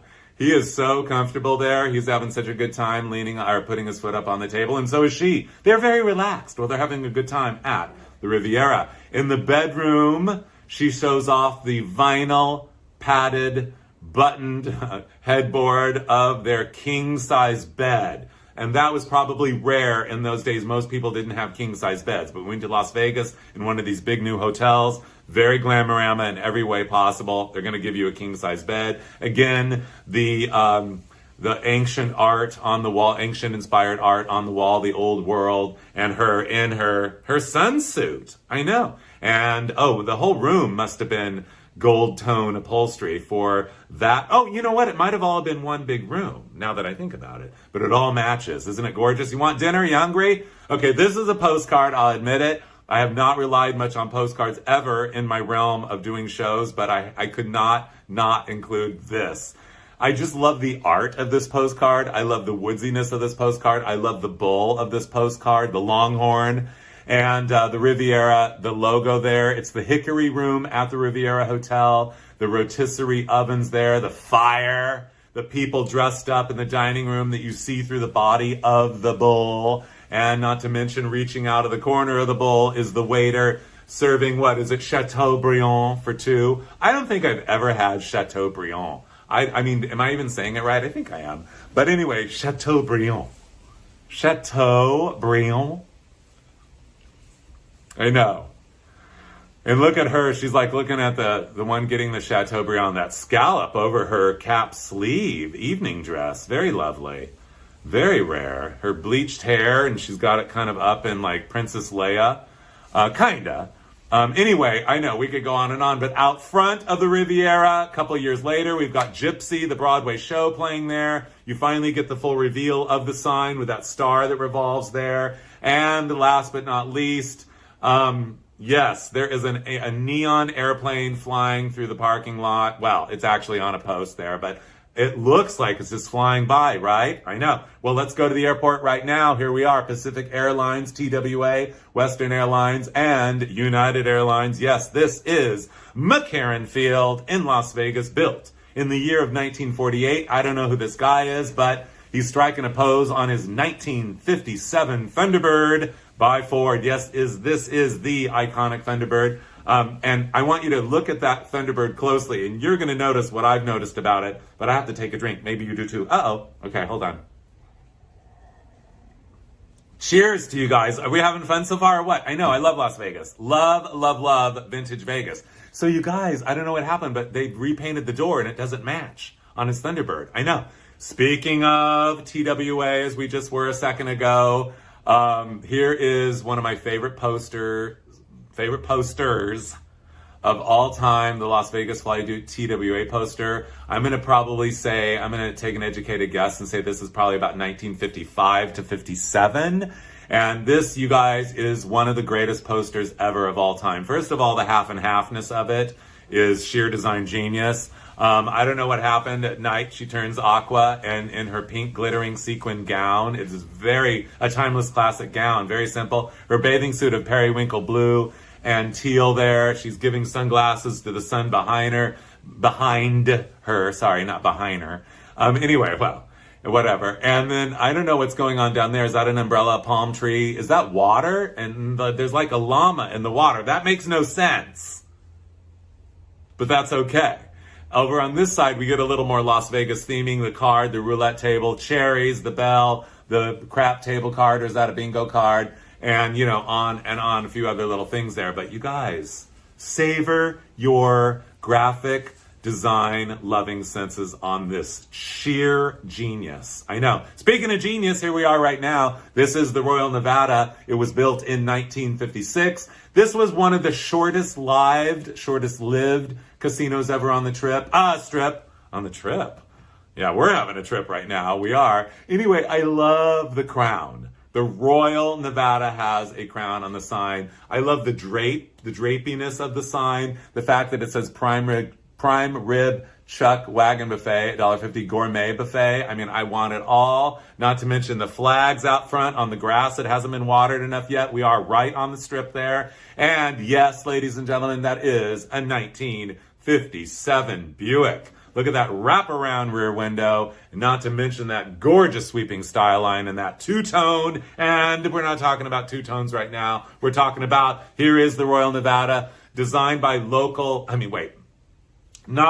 designed by the iconic architect Paul R. Williams, you guys. Amazing design, very welcoming. I love the open armsness of it. I love the crown on top, the stand-up letters there, and of course the car show in the parking lot. That would be a 55 Dodge, a 56 Ford, and a 1957. A lot of 57 Cadillacs and a lot of 55 Buicks there. I know with the portholes, you can see them right there. Anyway, sad though it was that the Royal Nevada, well, like so many of the hotels, they kind of had wonky starts, and it didn't last too long, just about 3 years. We're back at the Last Frontier, you guys. Yes, because the Last Frontier also in 1955 they built on a whole new place called the New Frontier. And yes, by the way, at the Last Frontier, don't you love a show called The Drunkard? Who wouldn't want to see that? And I love the fact that whoever it was driving that Dodge there found the only shaded parking place in the entire parking lot. But what we're looking at is way down there, ladies and gentlemen. Yes, that is the pylon. You have arrived.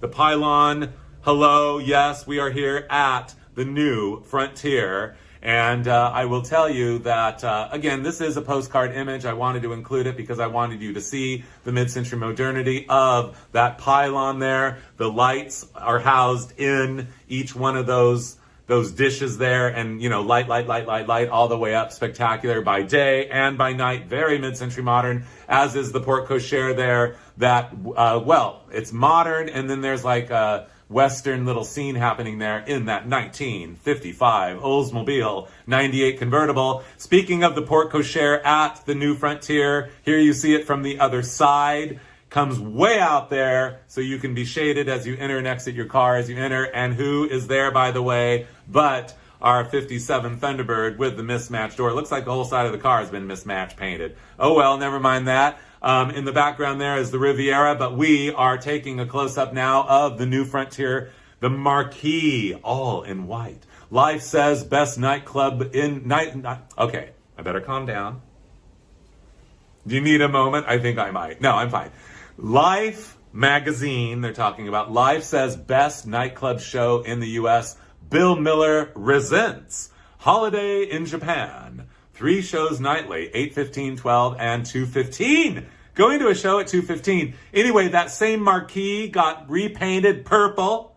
And who do we find on the marquee? Yes, the legendary, iconic Elvis himself. The king of Las Vegas.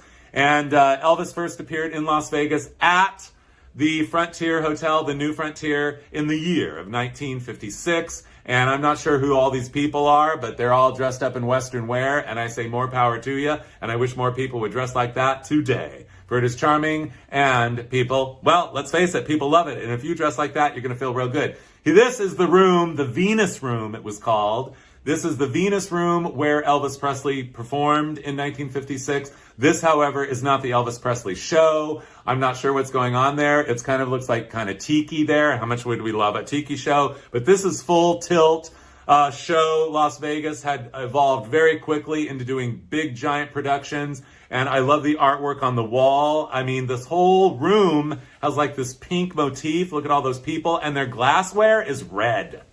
Red and pink, you guys, together are intoxicating. And yes, I wish we had more of a close-up of the art on the wall, but I will tell you that, you know what, not everything got documented. And if there are photos of the art on the wall, I don't know where they are, but I do know that also, you guys, photography was not permitted inside casinos. I remember when I was a little kid, when I was 5 years old, when we went to Vegas, I had my camera and they said, put that camera away, little kid, you are not allowed to take photos. That's not my parents speaking, that's the security guard.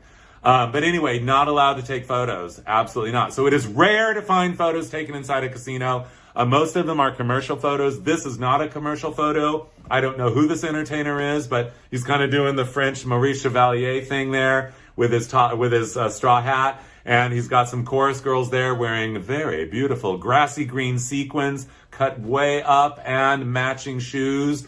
Yes, this is a little small stage. Well, the shows did not start out that grand. They were really very quite homespun. Indeed. Not to mention, you guys, we didn't talk about the elbow-length gloves. Very, very glamorama. These showgirls, also, again, a rare shot taken inside of a showroom. They are not wearing their gloves, but they're wearing bikinis and feathers. And anyway, yeah, I mean, this is just a small room. And maybe this is a lounge act, I'm not sure, but that big round cylinder there is a little light on top of the table that caught the flash. And barely back there, you can see on the wall some sort of a beautiful, I'm sure we would love to see it up close, that illustration on the wall, the guy playing the piano. And it's probably a quartet back there, not many of them, that drape on the wall. I mean, those lovely ladies, the whole scene is kind of intoxicating, isn't it? I mean, just the whole flair of two hands going that way and the other lady's going the other way. But I will tell you guys, the showgirl era in Las Vegas is past.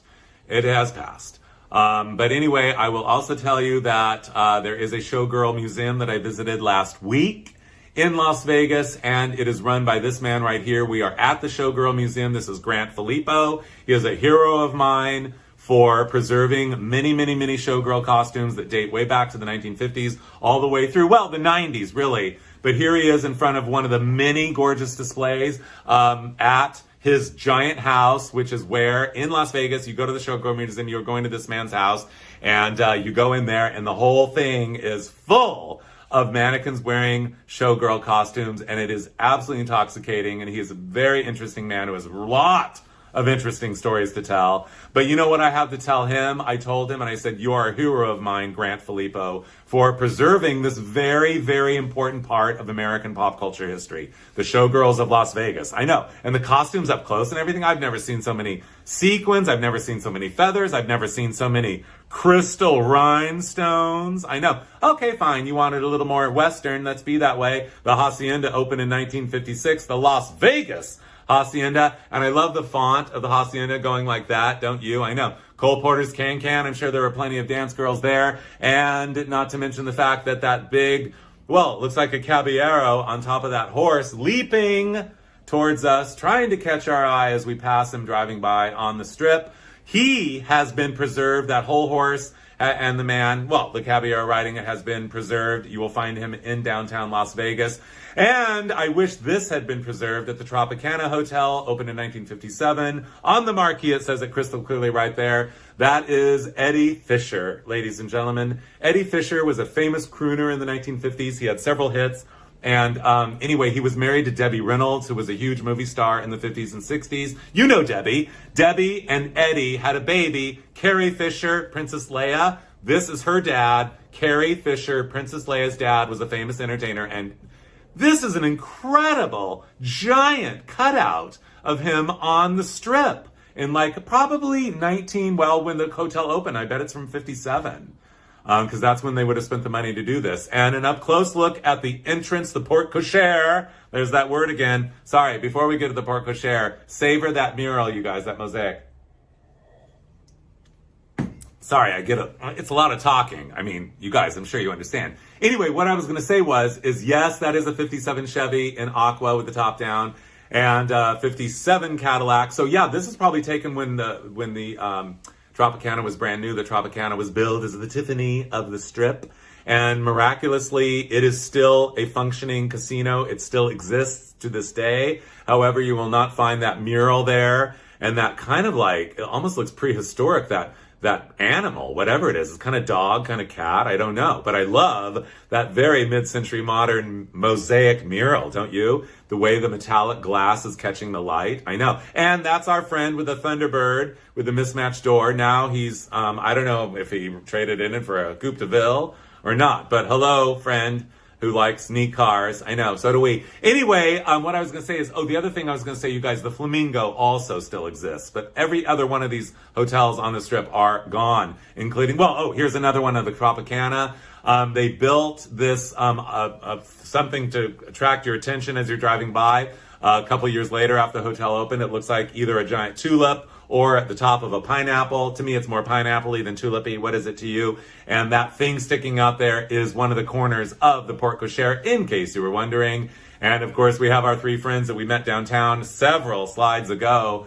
And there they are, very casual again. He's very casual now, bending down like he owns a place like that. But I love them, just their energy and their honesty and their integrity and their depth of character and soul comes through in this picture, as does the glory and the beauty of, I'm not sure if it's their 1962 Mercury, but it's somebody's. Isn't it gorgeous? Look at the rear grille on that car, that backup light there, and where it all kind of circles back, and the tail light that sits up on the fender there, you guys. Yeah, 62 Mercury alert, I know. And okay, here we are. We have arrived.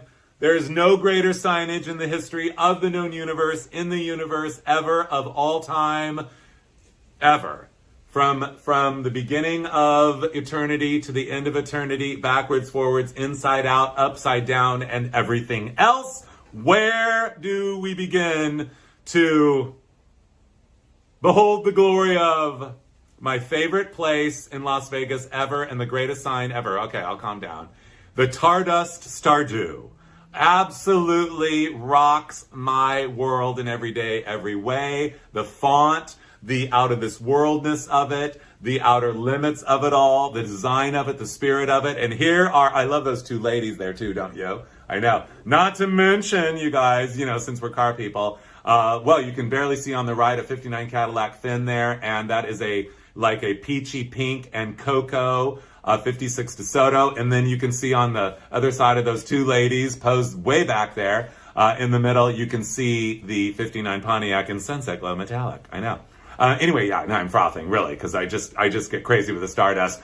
Look at the scale of the signage there with our friends again. Remember them a couple of slides ago? Here they are again. Oh, no, I thought he was smoking a cigarette. No, they're not smoking. But they are, again, doing the very come as you are, very casual there in their warm weather clothing. Finally, we meet the other gentleman. Usually it's been one guy and two ladies. I was beginning to wonder if that was his two wives, but no, we're not going there. Now we realize one of them was taking the picture the whole time.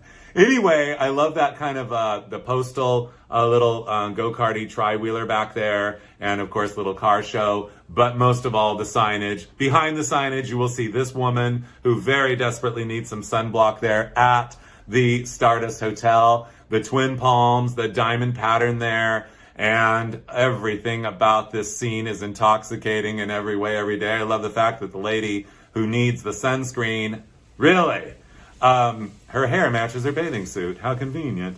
Anyway, don't you love all the patio furniture, you guys? That webbed patio furniture. I mean, we could have gone on about patio furniture, but I've controlled myself the best I could. But every one of them gets a towel. There's some umbrellas. Look the other way and you see the pool there. By the way, I'm not sure if I mentioned that the Stardust, when it opened in 1958, was the largest resort hotel in the world. There was 1,000 rooms. Basically, it was a glorified motel. We might as well get it out in the open. And there is one of the motel wings there. Everyone was named for a different planet. This is the Neptune wing. I love the railing with that kind of colorful, like, bit of little metal plates on it. They're multicolored. And how much do we love that? And by the way, I mean, are we having a bathing cap convention or what? I know. It's like back in the day, like women and young ladies and girls, I guess, all had to wear bathing caps. I can remember my mother had a bathing cap. I know, it's so bizarre. But anyway, yeah, bathing caps are extinct. If you showed up at a pool wearing a bathing cap now, I mean, it would just be like you'd be the belle of the ball. I know. Inside the room at the Stardust, we find these two lovely ladies. Crooked Elbow did not go to charm school. Straight Elbow did. Look at her posture. We could all take a lesson from her. But we're not talking about posture right now, and we're not talking about little black dresses for evening, cocktail dresses. Not about the woman who didn't go to charm school's necklace. Look at the chenille bedspread, you guys, though, in that perfect shade of flamingo pink, and that ashen blonde headboard, that peachy wall. Don't you love the frame on that picture? But what we really love more than anything is that outer space age, very high mid-century modern pattern on those drapes. Aren't they gorgeous, you guys? Or do you call them curtains? Curtains, drapes, drapes, curtains. Anyway, it doesn't matter what we call them, but the pattern is spellbinding, hypnotizing, and mesmerizing. You want mesmerizing, spellbinding, and oh gosh, you guys, I'm overwhelmed right now because this is where it really starts to get extra deep. This sign right here at the Stardust, built in 1958, this is my favorite freestanding sign ever in the history of signs. It is indeed a creative design masterpiece in every way. Yes, it says world's greatest floor show, Lido de Paris, all new. Review of 1960. Ca, c'est l'amour? Ca? What's ca mean? C'est l'amour, my love, adults only, it's topless. The Kim sisters, happy gestures. Anyway, in the lounge, but we're not talking about that. We are talking about, look how the word Stardust, first of all, that font, I know, is in like kind of a fog of its own world because it's in its own wonderland. Just everything about it by day, by night. The colors and the fact that it was all winkling and blinking and winkling like this. The Saturn trim ring was like twinkling. What a world. What a wonderland. Las Vegas. Really, Las Vegas? And you can see the Crown lit up at the Royal Nevada. Hasn't gone out of business next door. The Crown there on the top of the Royal Nevada back there.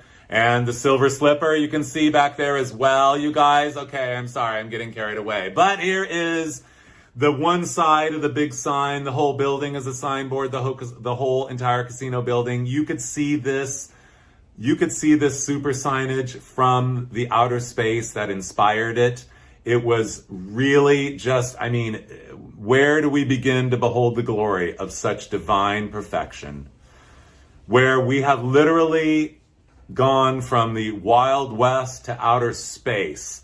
Las Vegas is a theme park extravaganza extraordinaire. Never ever has the world before or since known this extreme high level of sign divinity.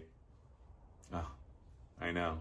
Simply out of this world, and all again winkling, blinking.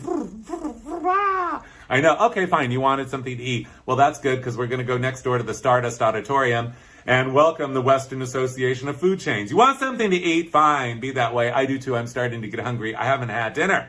Anyway, you guys, the Polynesian Aku Aku at the Stardust. Yes. In outer space, you would go to Adventureland. So it's kind of like, I mean, really, I think I said it in the beginning, but Las Vegas is kind of like Disneyland. It is a themed environmental extravaganza extraordinaire of the absolute highest order. So anyway, yes, you guys, we're going to talk about the cars lined up to probably get into the Polynesian food, Aku Aku, exotic drinks. It says it right there in the marquee. You're going to see in a second. But starting there on the left, that's a 59 Pontiac Bonneville, a four-door flat top. We got a four-door 1961 Impala by Chevrolet. We got a 1960 Buick and a 1962 Chevrolet station wagon. It's weird, aqua white. And even the one in front of the station wagon's white. So I'm not sure if they were having an aqua white car show parade or what. But I do know that we are going to the Aku Aku at the Stardust, you guys. I know. I couldn't believe when I found this image. I was like, beside myself. Yeah, collecting other people's old slides has been a passion of mine, a fashion of mine for, as I said, 30 years. And the vintage Vegas slides are among my very, very favorites. There you can see both of the Stardust signs at night, side by side, beholding us in all of their glory, and us just intoxicated by their extreme high level of pure and total genius. I know. And here we are. The Aku Aku is ready for its close-up. Yes, that is a moai, not a genuine one, not from Easter Island, but inspired by. And there were two of them that actually marked the entrance to the Aku Aku, which you can see there. Here is another, well, here is the entrance right here. And there they are, and there's a 60 Cadillac front fender pulled up, and the Aku Aku opened in 1960 and closed in like the 80s. But anyway, I love those, the avocado green doors, the orange trim, the extreme A-frame entrance, the blue tiles that all of a sudden say we're done and become white shingles. I know. And yes, those two moai sitting there. Inside, illustration from the brochure shows us, well, I mean, where do we begin? A slanted ceiling of a very interesting woodwork. Those two floats there on the left, that big Hong Kong rattan wicker chair. Up front, we have bamboo railing and a big display of flowers. Right in front of us there, a big bowl of fruit with a pineapple, just like the ones we saw on the balcony at the Sahara. We have a couple. He's getting a tall, skinny drink, and she already has a champagne glass in her hand. She looks like she's a little tipsy, but I'm not sure what's going on there. Over on the right, I'm not sure what's going on there either. They are just meeting for the first time. I'm not sure if this is a date or what, but I will have to say to the guy in the white jacket, the white jacket with the lays around, and it looks like a blue pant. That is a fantastic look.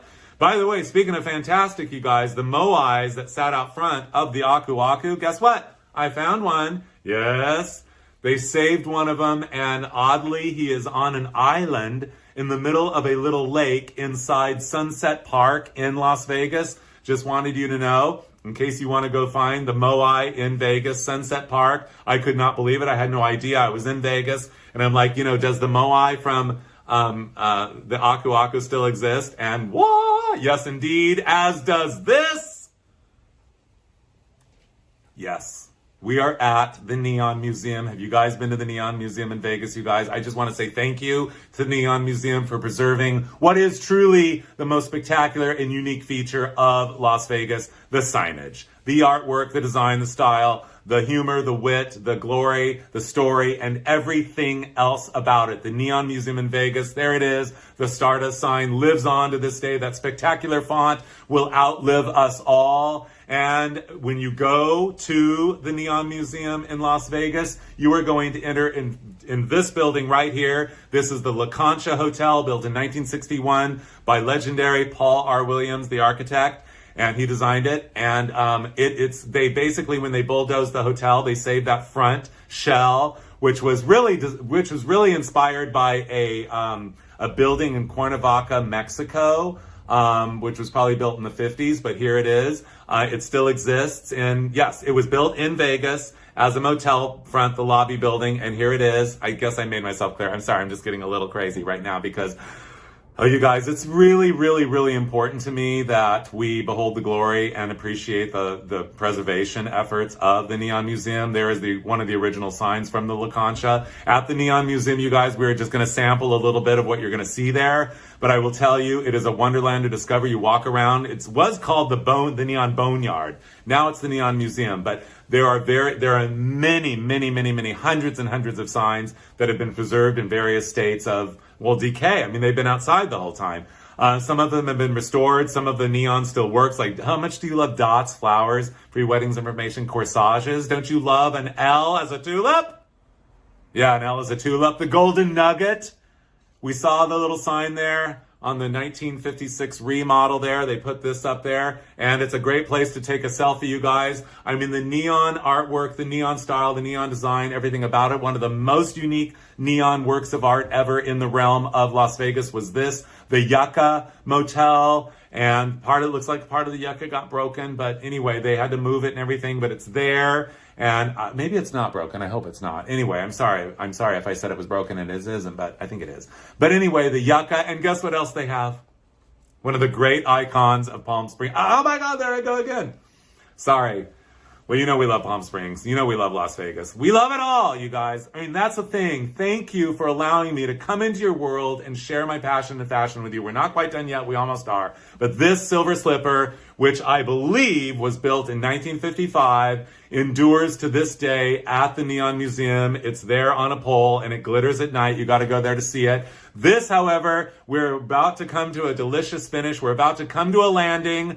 We are the Orbit Inn. I'm not sure what year this was built, probably about 1960, 61, because we're going out of this world, you guys. And yes, the rocket ship, the Saturn trim rings there, you know, they went like this and everything, just the name Orbit Inn, the back slant of the font, stakes $2.45, and two 1960 Plymouths there, one with one rocket on the fin, the other with three rockets on the fin, and that is because we need rockets on our cars because we're going to outer space in Las Vegas. Yes, ladies and gentlemen, this is well, we might as well start. Let's start on the right, you guys. First of all, colored panels, multicolored panels. The world needs more multicolored panels. The motel, I'm not sure, the Manor Motel, I think. Anyway, in the middle down the street there, the road leads to the Las Vegas Convention Center. But right now we are talking about the unbelievable, the most spectacularly bizarre building ever built in Las Vegas. It started in 1961, the Landmark Hotel. It did not get finished until 1969 when it opened. It was bulldozed or imploded, very dramatic, imploded in about 94, I think. By the way, I went to an implosion once. I covered an implosion for NPR when the Frontier Hotel, the last version of the Frontier Hotel got imploded. I think it was probably 2008. Anyway, so they said, will you go and cover the story? And I'm like, okay. So I go there and they go 5, 4, 3, 2, 1. And all of a sudden there was these like billowing clouds of like cloudy dirt. And I'm like, oh my God. I was like panicky. I never run faster to outrun that billowing. I mean, it was kind of like shocking. Anyway, I ran into another casino and, you know, went outside 3 hours later and probably breathed too deeply, too much. But anyway, we're not talking about that right now. Let's talk a minute about the Las Vegas. Okay, now I'm calling it Las Vegas. Las Vegas, which means the meadows, by the way. I don't think I ever told you that. Anyway, this is a mid-century modern masterpiece of the absolute highest order. Indeed, in every way, every day, you guys, this is the Las Vegas, oh well, you can see it right there. Convention Center built in the year of 1959. In every way, every day. It is the glory of the epitome of the optimistic era of outer space age travel that came, 10 years later. So yeah, this is predicting the future. It's like flying saucer shape though, you guys, don't you love it? Anyway, it has long been remodeled and removed, but anyway, there you see it. It is a rare image. When you talk about vintage Vegas, most people don't cover it, but of course I would be covering it.